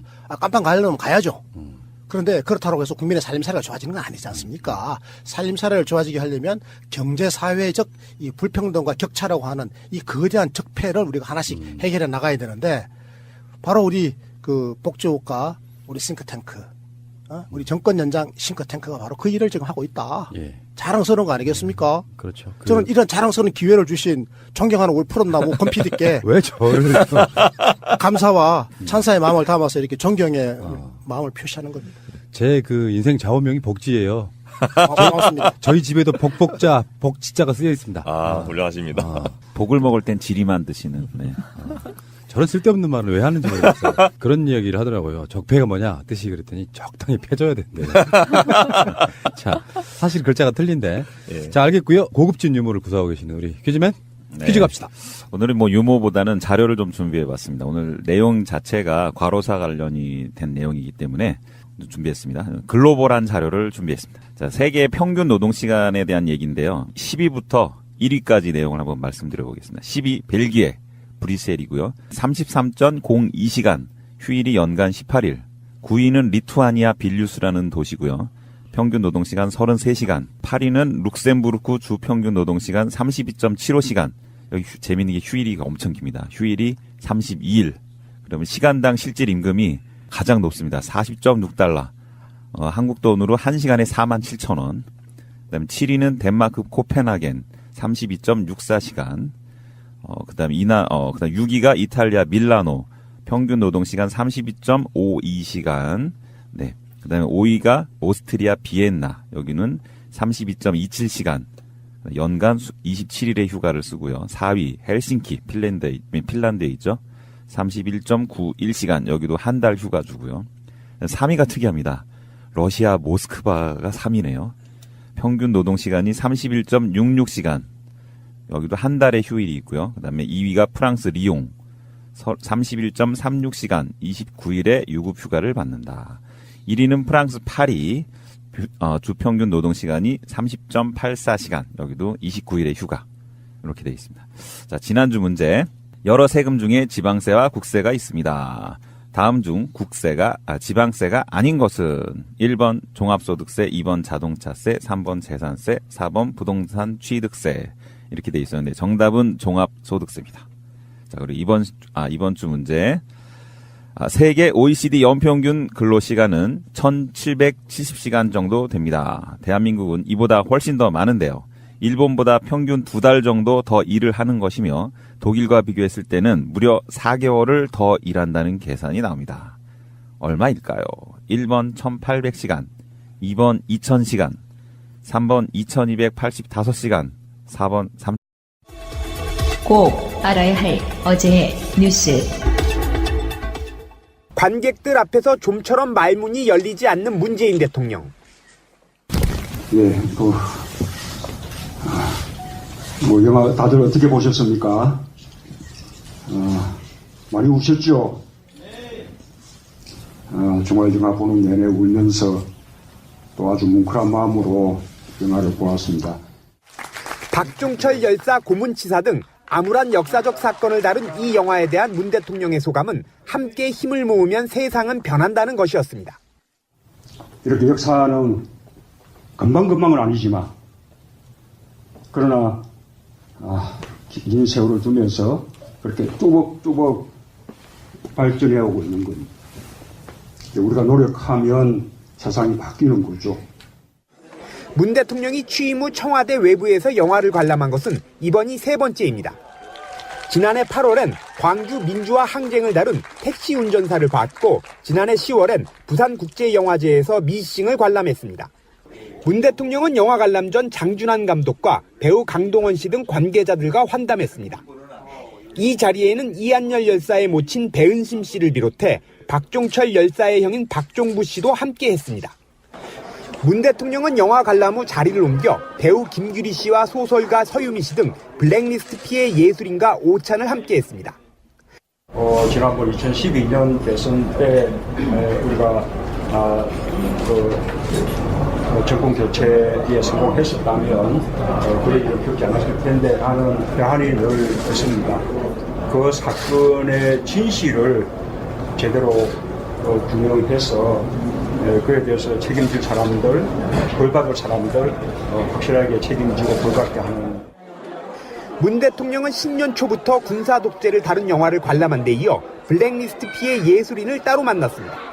이는 새해에도 적폐청산이 지속된다는 의지를 표명한 것으로 해석됩니다. 오는 9일 문재인 정부 들어 처음 열리는 남북 고위급 회담의 대표단 진용이 모두 갖춰졌습니다. 북측은 리선권 조국평화통일위원회 위원장을 단장으로 전종수 부위원장과 원기루 체육성 부상, 황충성 조평통 부장과 리경식 민족올림픽 조직위원회 위원 등 5명의 대표단 명단을 보냈습니다. 이는 우리 정부가 어제 건넸던 우리 측 대표단 명단과 대체로 급을 맞춘 것이라는 게 대체적인 분석입니다. 회담 대표들의 직위와 역할에 있어서 우리 측과 상당히 보조를 맞춰준 것은 이번 고위급 회담을 성공적으로 이끌겠다는 메시지가 담긴 것으로 분석합니다. 남측 수석대표인 조명균 통일부 장관의 카운터파트는 북측 수석대표인 리선권 조평통 위원장이 맡게 됐습니다. 모두 남북 협상 경험이 많은 회담통입니다. 다수의 남북회담에 깊이 관여한 천혜성 통일부 차관과 전종수 조평통 부위원장도 남북협상 업무에 잔뼈가 굵은 인물들입니다. 평창 동계올림픽 재반 문제를 논의할 인사는 우리 측 노태강 문체부 2차관과 김기용 평창 동계올림픽 대회 조직위원회 기획사무차장입니다. 북측에선 올림픽위원회 부위원장으로 소개되는 원기루 체육성 부상과 리경식 민족올림픽 조직위원회 위원이 카운터파트로 나섭니다. 정부 부처의 컨트롤 타워인 총리실 소속의 안문현 심의관에 대응할 만한 인물은 황충성 조평통 부장입니다. 2013년 개성공단 문제를 논의한 실무회담과 2015년 차관회담에도 참여하는 등 대남 업무 전반을 관장하는 인물로 알려져 있습니다. 박지원 의원에게 달걀이 날아들고 안철수 대표에게는 비방 발언이 쏟아지고 지난달 전남 목포에서 열린 마라톤 대회에서 난감한 상황을 겪었던 두 사람이 여수 마라톤 대회에서 또 만났습니다. 양측의 불편한 심기는 어색한 인사에서도 묻어났습니다. 잘 드세요. 오늘도 드리겠습니다. 잘 드세요. 갈등의 진원인 바른정당과의 통합 문제에 대해서는 박지원 의원이 먼저 포문을 열었습니다. 안 대표 때문에 당내 갈등이 계속 커지고 있다면서 계속 통합을 추진하면 반대파도 확실하게 개혁신당을 창당할 것이라고 거듭 강조했습니다. 우리의 목표는 안철수 대표의 통합을 저지하고 안철수 대표가 돌아오지 않거나 창당을 계속 밀고 나간다고 하면 우리는 확실하게 창당하겠습니다. 안철수 대표도 물러서지 않았습니다. 전당원 투표에서 75%가 찬성했고 여론조사에서도 시너지 효과가 확인됐다며 당원과 국민 모두 통합을 원하고 있다고 강조했습니다. 국민들이 바라고 계십니다. 그러면 정치인은 그리고 정당은 당원과 국민들의 뜻에 따르는 것이 도리 아니겠습니까? 나머지는 다 형식적인 절차일 뿐입니다. 안철수 대표가 먼저 사퇴하고 전당대회에서 통합 여부를 가리자는 중도파 의원의 중재안에 대해서도 두 사람은 완전히 다른 해석을 내놨습니다. 결국 그분들도 우리가 개혁신당에 만약 안철수 대표가 통합을 계속 밀고 나갈 때는 돌아온다 이렇게 평가를 하고 있습니다. 중재파들 의견들도 사실은 통합을 해야 된다는 것에 기반한 것 아니겠습니까? 당원과 국민들이 원하는 통합을 이룰 수 있는 최선의 방법을 찾자, 거기에 방점이 있습니다. 이번 주 통합파는 통합추진협의체 회의를 열어 통합 실무 작업에 속도를 내고 반대파는 신당 창당 기획단을 꾸려 지역별 간담회에 돌입합니다. 양측의 갈등이 깊어지는 가운데 각자의 길을 가기 위한 준비가 속속 진행되면서 분당이 점차 현실화하고 있습니다. 방송 중간에 좋아요를 눌러주시면 새날팀들에게 큰 힘이 됩니다. 미리 감사합니다. 트위터가 진짜 언론입니다. 이명박은 지금 포토라인이 바로 한 5m패에 와 있습니다. 한 7m 정도 되는 것 같은데? 5m. 5m입니까? 5m. 예비 피의자. 왜냐하면 이제 다스 관계자의 집을 압수수색을 했기 때문에 검찰은 멈출 수가 없어요. 검찰의 특성이도 막 약간 불독 같은 그런 느낌. 압수수색을 했다는 건 우리 계속 고할 거야라는 그런 느낌이잖아요. 끝장을 보겠다는 얘기죠. 네. 그러면서 언론들이 이제 같이 검찰의 수사에 보조를 맞추듯 여러 가지 것들을 단독으로 내고 있다는 말씀을 제가 지난 방송에 드렸고, 근데 이번에 실소유주를 암시하는 상속세 문건이 또 나왔는데 그 뒤에 보면은 이제 여러 가지 스킬로 회계 분식까지 하라는 지시까지 또 들어있다는 그런 보도가 나왔습니다. 그때 김재정 씨 사망하고 2010년에 김재정 씨 사망하고 그때 당시에 다스의 최대 주주였어요. 1,000억 원이 넘는 다스의 주식을 상속받은 유족들은 400억 이상의 세금, 상속세를 내야 했습니다. 그런데 그때 상속세를 검토한 다스 내부 문건이 발견이 된 거죠. 근데 거기에서 보면은 청계재단에 김재정 소유의 주식 전부를 기부하는 방안도 비중있게 검토를 하는 거예요. 사실은 청계재단하고 김재정 씨 유족하고는 아무 상관이 없잖아요. 근데 김재정 씨가 죽으면서 이것을 청계재단에 기부하시오라고 한 것도 아닌데 내부 문건에 청계재단의 기부를 전체를 다 하는 방안도 고려했었다. 웃기잖아요. 웃기죠. 거기에다 더 웃긴 거는 김재정, 이상은, 김창대 이 세 명의 주식 전부를 제3자가 회수했을 때 내야 되는 증여세액이 얼마인가도 계산했다는 거예요. 예. 와, 그 제3자. 당시 이제 BBK 특검이 당시 BBK 특검이 이거를 다 이제 알고 있었다라는 것이잖아요. 알고 있었고 어쨌든 이것이 당시에 마무리됐던 게 뭐냐면 경리가 돈을 빼돌렸다라고 하면서 경리를 이제 원래 이렇게 BBK에서 경리가 100억대가 넘는 거를 만약에 횡령했다고 한다면 이것은 현행법에도 10년 이상 중형이거든요. 그런데도 불구하고 현재까지도 근무 중에 있다라는 거 아닙니까? 그러면 일단 이건 횡령은 기존에 BBK 특검이 판단을 했던 횡령죄가 지금 성립이 안 되고 있는 거거든요. 처벌 자체도 안 되고 있다. 그렇다면 누군가가 이상은 말에 의하면 누군가가 행사를 했다는 겁니다. 누군가가 행사를 했다.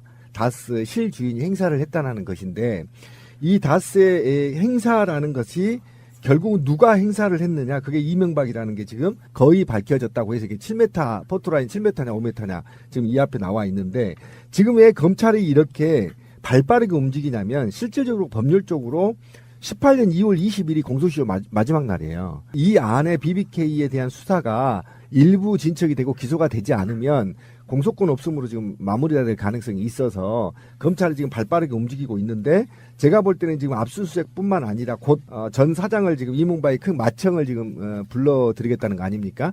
불러드린다고 한다면 이제는 더 이상 MB가 빠져나갈 길이 없다. 빠져나갈 길이 없어요. 그 이상은 회장도 한 달에 500만 이상 못 썼대. 건실한 사실상 대기업에 가까운 정도의 기업인데 그러게 말이야. 거기 회장이 한 달에 500만 이상 못 써. 500만 원. 경리 직원의 파워가 엄청난 거네요. 그렇죠. 경리 직원한테 돈을 현금으로 찾아와라고 할 때 인감을 줬기 때문에 이상은 그 인감을 주고 왜 너는 그 돈을 회수하지 않았느냐. 그럼 그 돈이 어디로 갔느냐라고 한마디만 물으면 끝이에요. 더 이상 말할 게 없어요. 너 그 돈 어디다 놨냐? 어떻게 판단해? 너가 판단했냐? 아니면 네 뒤에서 누가 지시를 내린 거냐? 이 말 한마디면 이제 끝입니다. 그래서 MB는 이제 목줄까지 탔던 거고 그래서 홍준표까지 불렀던 것이다. 이렇게 해석할 수밖에 없는 것이죠. 근데 이제 그 발견된 그 문건에 보면 그 외에 아까 좀 전에 말씀드렸던 그 외에도 이런 게 있어요. 상속세를 적게 내기 위해서 회계 수치를 실제와 다르게 꾸며라. 뭐 이런 제안도 있고요. 근데 상속세를 적게 내려면 다수 주식의 가치가 낮아야 되잖아요. 그렇죠. 근데 비상장 주식 가격 산정 기준이 되는 2009년에 당기 순이익을 그러면 임의로 낮춰야 돼. 얼마나 많은 꼼수를 통해 가지고 이거 세금 좀 적게 내고 계획이 없이 돌아가신 거야. 김재정이라는 사람이 뭔가 다른 방식으로 그 세금 안 내고 이명박한테 다시 돌려줘야 되는 이 상황들. 왜냐하면 이명박은 서울시장하고 대통령을 거치면서는 자기가 신고한 재산이 액이 있잖아요. 그게 약 500억 가까이 되는 것 중에 진반 빼고 전부 다 국민들한테 환원한다고 했단 말이야. 그것도 안 하고 막 3년 버티니까 국민들이 여론이 빗발치니까 결국 만든 게 사위한테 환원하는 방식으로 청계재단을 만든 거란 말이에요. 제도로서의 민주주의가 흔들리고 구타는 일은 이제 없습니다. 민주주의가 밥이고 밥이 민주주의가 되어야 합니다.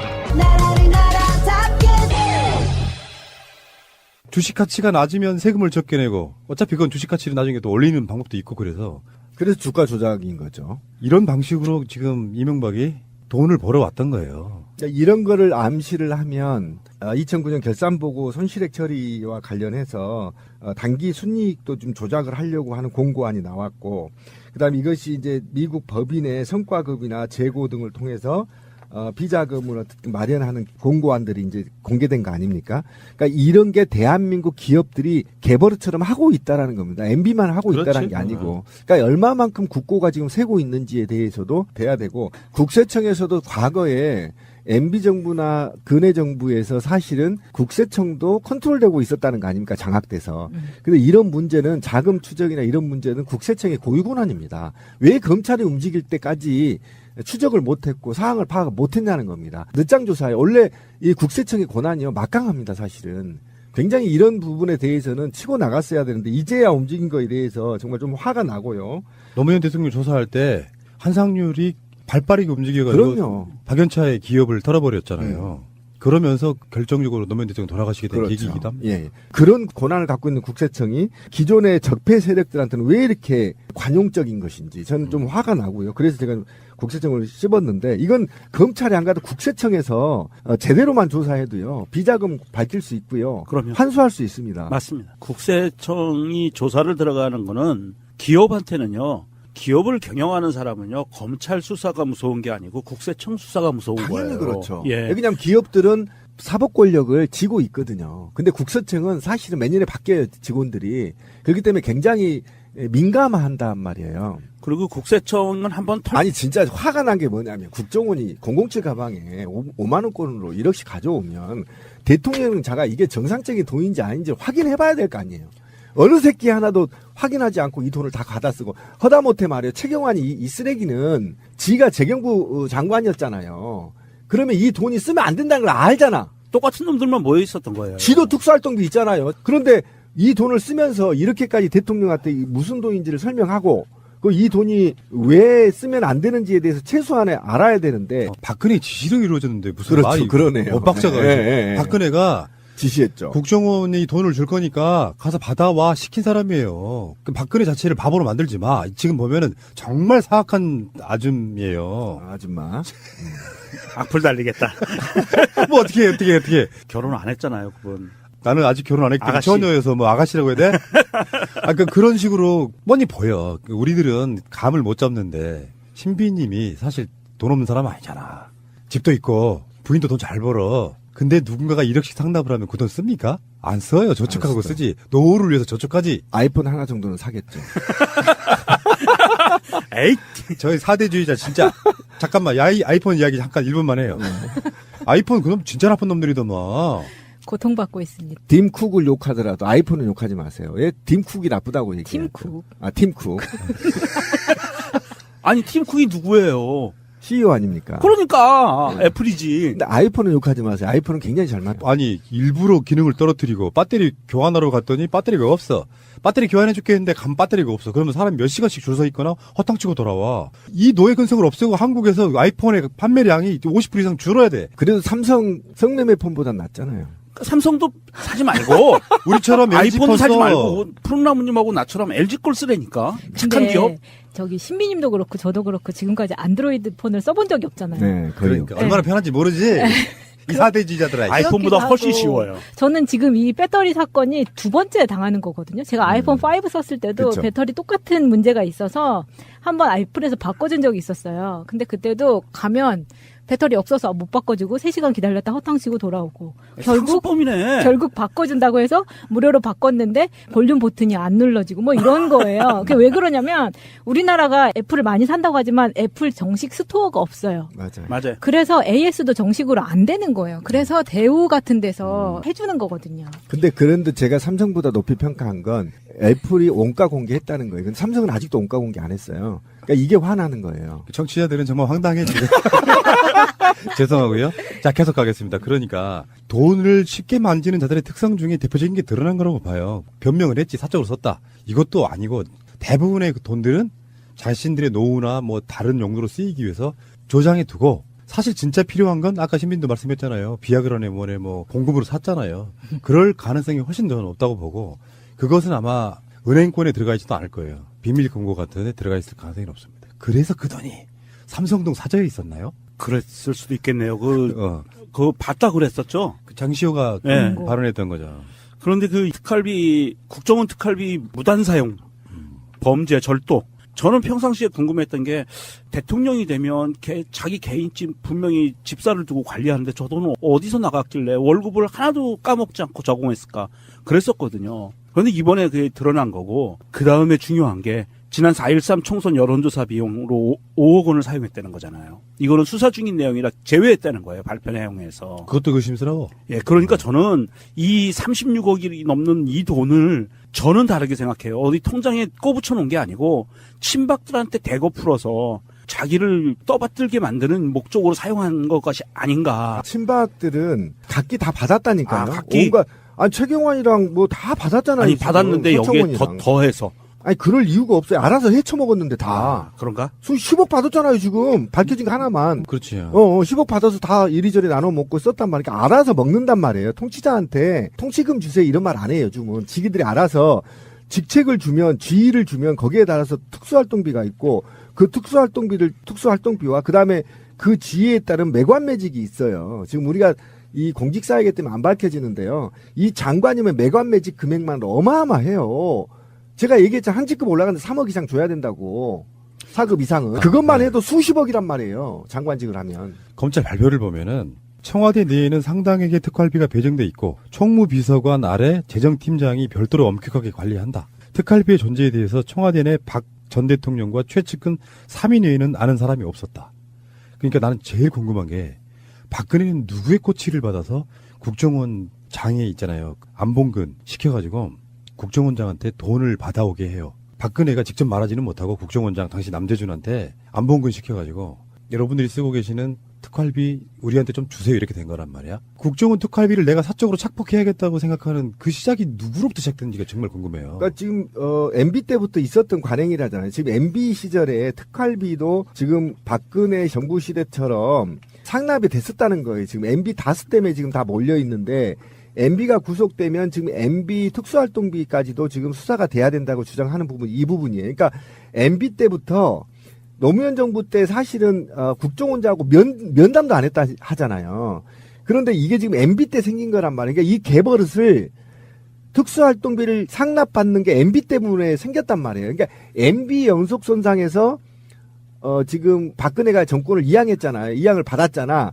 근데 당연히 이명박 때 돈을 받았던 건데, 박근혜 때 나는 왜 안 줘? 이렇게 되는 겁니다. 그래서 이병호 전 국정원장이 상납하고 대포폰으로 전화해서, 야, 씨발, 왜 나는 안 주냐? MB는 주고. 이러니까 갖다 상납한 거고, 그 상납금이 MB 때에 비해 적으니까 최경환이 상납 좀 올려, 씨발, 이렇게 얘기한 거 아닙니까? 그래서 지금 구속된 거 아니에요. 이게 지금 포질이 맞춰지는 거 아니에요? 그러니까 MB가 이 오능이라는 게 바로 그 부분이에요. 부도덕하기가 뭐 거의 뭐 명예 한 9단급쯤 되는. 그러면 이건 국세청은요, 검찰의 고발도 하면서 돈으로 털어버려요, 기업을. 기업의 생존 목적은 돈을 벌기 위한 거거든요. 그런데 이걸 돈으로 털기 때문에 무서운 거예요. 그리고 그게 해소될 때까지 기록에 남아요, 국세청에. 맞아요. 계속 추적할 수밖에 없는 사항이 직면해 있는 거죠. 이번에 국세청이 다스를 특별 세무조사에 나선 부분은요, 이게 서울청 조사 4국이라는 곳에서 특별 세무조사를 나섰는데, 이 조사 4국은요, 국세청 내에 중수부로 분린다는 곳이랍니다. 막강합니다. 그건. 예, 그래서 대형 기획조사를 담당하는 곳이기 때문에 아마도 이거는 대검 중수부에서 하는 것보다도 더 무서울 거예요. 왜 사실. 그러냐면 예. 회계 전문가들, 세무 전문가들이 붙기 때문이에요. 맞아요. 지금 검찰은 법률 전문가들이 붙지만 회계 전문가, 세무 전문가들이 붙어버리면 이건 빼도 박도 못하는 겁니다. 맞습니다. 예. 그래서 국세청이 굉장히 중요한 포지션을 갖고 있는데, 자본주의 사회에서 전혀 그동안에 움직이지 않은 거에 의해서 몰래 막 싫으니까 이제 움직이는 겁니다. 앞으로는 미리 예산 추적, 관리를 해야 돼요, 대기업들. 맞습니다. 예. 그 국세청이 이제 나섰다고 하니까 어찌됐건 간에 다스는 옴짝달싹 못하는, 지금까지 나온 보도로만 봐도 이명박의 것이잖아요. 다스는 이명박 겁니다. 그리고 MB EI는 사실 이때 이런 장난을 칠 때 서울시장이기도 하고 국회의원이기도 하고 대통령이기도 했단 말이에요. 그러니까 이게 공인인 입장에서 저지른 범죄예요. 굉장히 재질이 악질이고요. 이거는 대국민 대사기극이고, 만약에 BBK가 MB 거였다고 한다면 제가 화가 난 게 뭐냐면, MB 거였다면 대선에 떨어졌을 거고요. 그러면 박근혜도 부정선거로 당선시키지 않아서 대한민국이 이렇게 상처투성, 갈등투성 이런 시대를 우리가 겪지 않아도 될 것을 MB 때문에 겪었단 말이에요. 그래서 BBK가 굉장히 중요한 사건이에요, 사실은. 이렇게 봐야 돼요. 다스는 누구 겁니까? 해서 그것만 기억하는 사람들은 근데 뭐 무슨 사건인지가 아니고, 간단히 말하면 주가 조작과 120억 횡령 사건이에요. 그렇죠. 그것을 이명박이 실소유주가 아니라 실범인으로 보는 사건이거든요. 자, 잠시 후에 다시 올게요. 개인적 유용 성격이 짙은 국정원 특활비 뇌물 사건과 관련해서 박근혜 전 대통령이 무죄를 주장하기엔 상황이 불리합니다. 우선 검찰이 특활비 사용 내역으로 지목한 기치료나 주사 비용, 그리고 문고리 3인방에 대한 경력금 등은 국정수행과 거리가 먼 대부분 사적인 것들입니다. 여기에 문고리 3인방 등 박 전 대통령의 최측근들이 향후 재판에서도 박 전 대통령에게 불리한 증언을 쏟아낼 가능성도 있습니다. 이에 따라 박 전 대통령이 탄핵심판과 국정농단 사건을 맡았던 최측근 유영하 변호사를 변호인으로 다시 선임한 건 적극적으로 방어권을 행사하겠다는 의지를 보인 것으로 풀이됩니다. 단 한순간도 저의 사익을 추구하지 않았고 작은 사심도 품지 않고 살아왔습니다. 여기에 특활비 뇌물 혐의가 유죄로 인정될 경우 검찰 수사를 정치 보복으로 규정했던 여론전도 크게 흔들릴 수 있다는 위기감에서 비롯됐다는 분석도 나옵니다. 만약 유죄가 확정되면 박 전 대통령이 보유하고 있는 개인 자산이 전두환 추징법에 따라 추징될 수 있다는 절박감이 작용했다는 관측도 제기됩니다. 이에 따라 향후 재판에서 박 전 대통령 측은 국정원 특활비 상납 관행이 지난 정권에서도 있었다는 점 등을 언급하며 무죄를 주장하는 전략을 펼 것으로 보입니다. 더 나아가 박 전 대통령이 기존 국정농단 재판엔 보이콧을 유지하면서도 국정원 특활비 관련 재판엔 방어막을 치기 위해서라도 직접 출석할 거란 전망도 나옵니다. 양대 적폐, 이명박 이야기를 했고요. 박근혜 이야기했는데, 박근혜 재판하는 과정에서 물론 나오지는 않고 있어요, 지금. 이분 이제 감옥에서 귤 까드시고 계시는데, 국선 변호인과 함께 재판을 받고 있는데, 이번에 국정원이 특수활동비 36억 5천만 원을 상납받은 혐의로 추가 기소를 했습니다. 기소장에 보면은 국정원의 뇌물을 36억 원 받았고요. 그 대부분을 다 사적으로 사용했다는 거예요. 참 아이러니하네요. 엄청 신났겠다. 아니, 이 돈을 어디에다 썼을까요? 최순실과 사용한 차명폰 요금, 삼성동 사저 관리 비용, 기치료, 운동치료 등 대금과 문고리 3인방 관리 비용, 대통령 전용 의상실 비용. 미치겠다. 그래 놓고 예전에 이 돈 내가 직접 지불했네 만에 이런 식의 이야기를 했고요.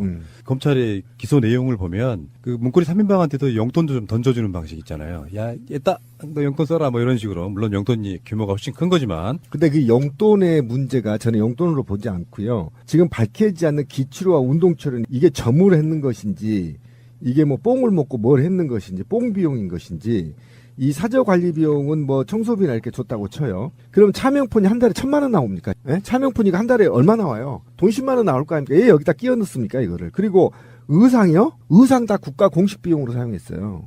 이거 좀 출처 밝혀야 됩니다. 이런 식으로 넘어가서는 안 돼요. 왜 그러냐면 이게 현금이기 때문에 이것을 문고리 3인방한테 줬는지 기치료 하는데 줬는지를 밝혀지지 않는 겁니다. 그리고 분명히 말하자면 옷 비용이요. 의상실 비용 다 국비로 줬습니다. 이거 업무 추진비 있어요, 대통령 공식으로.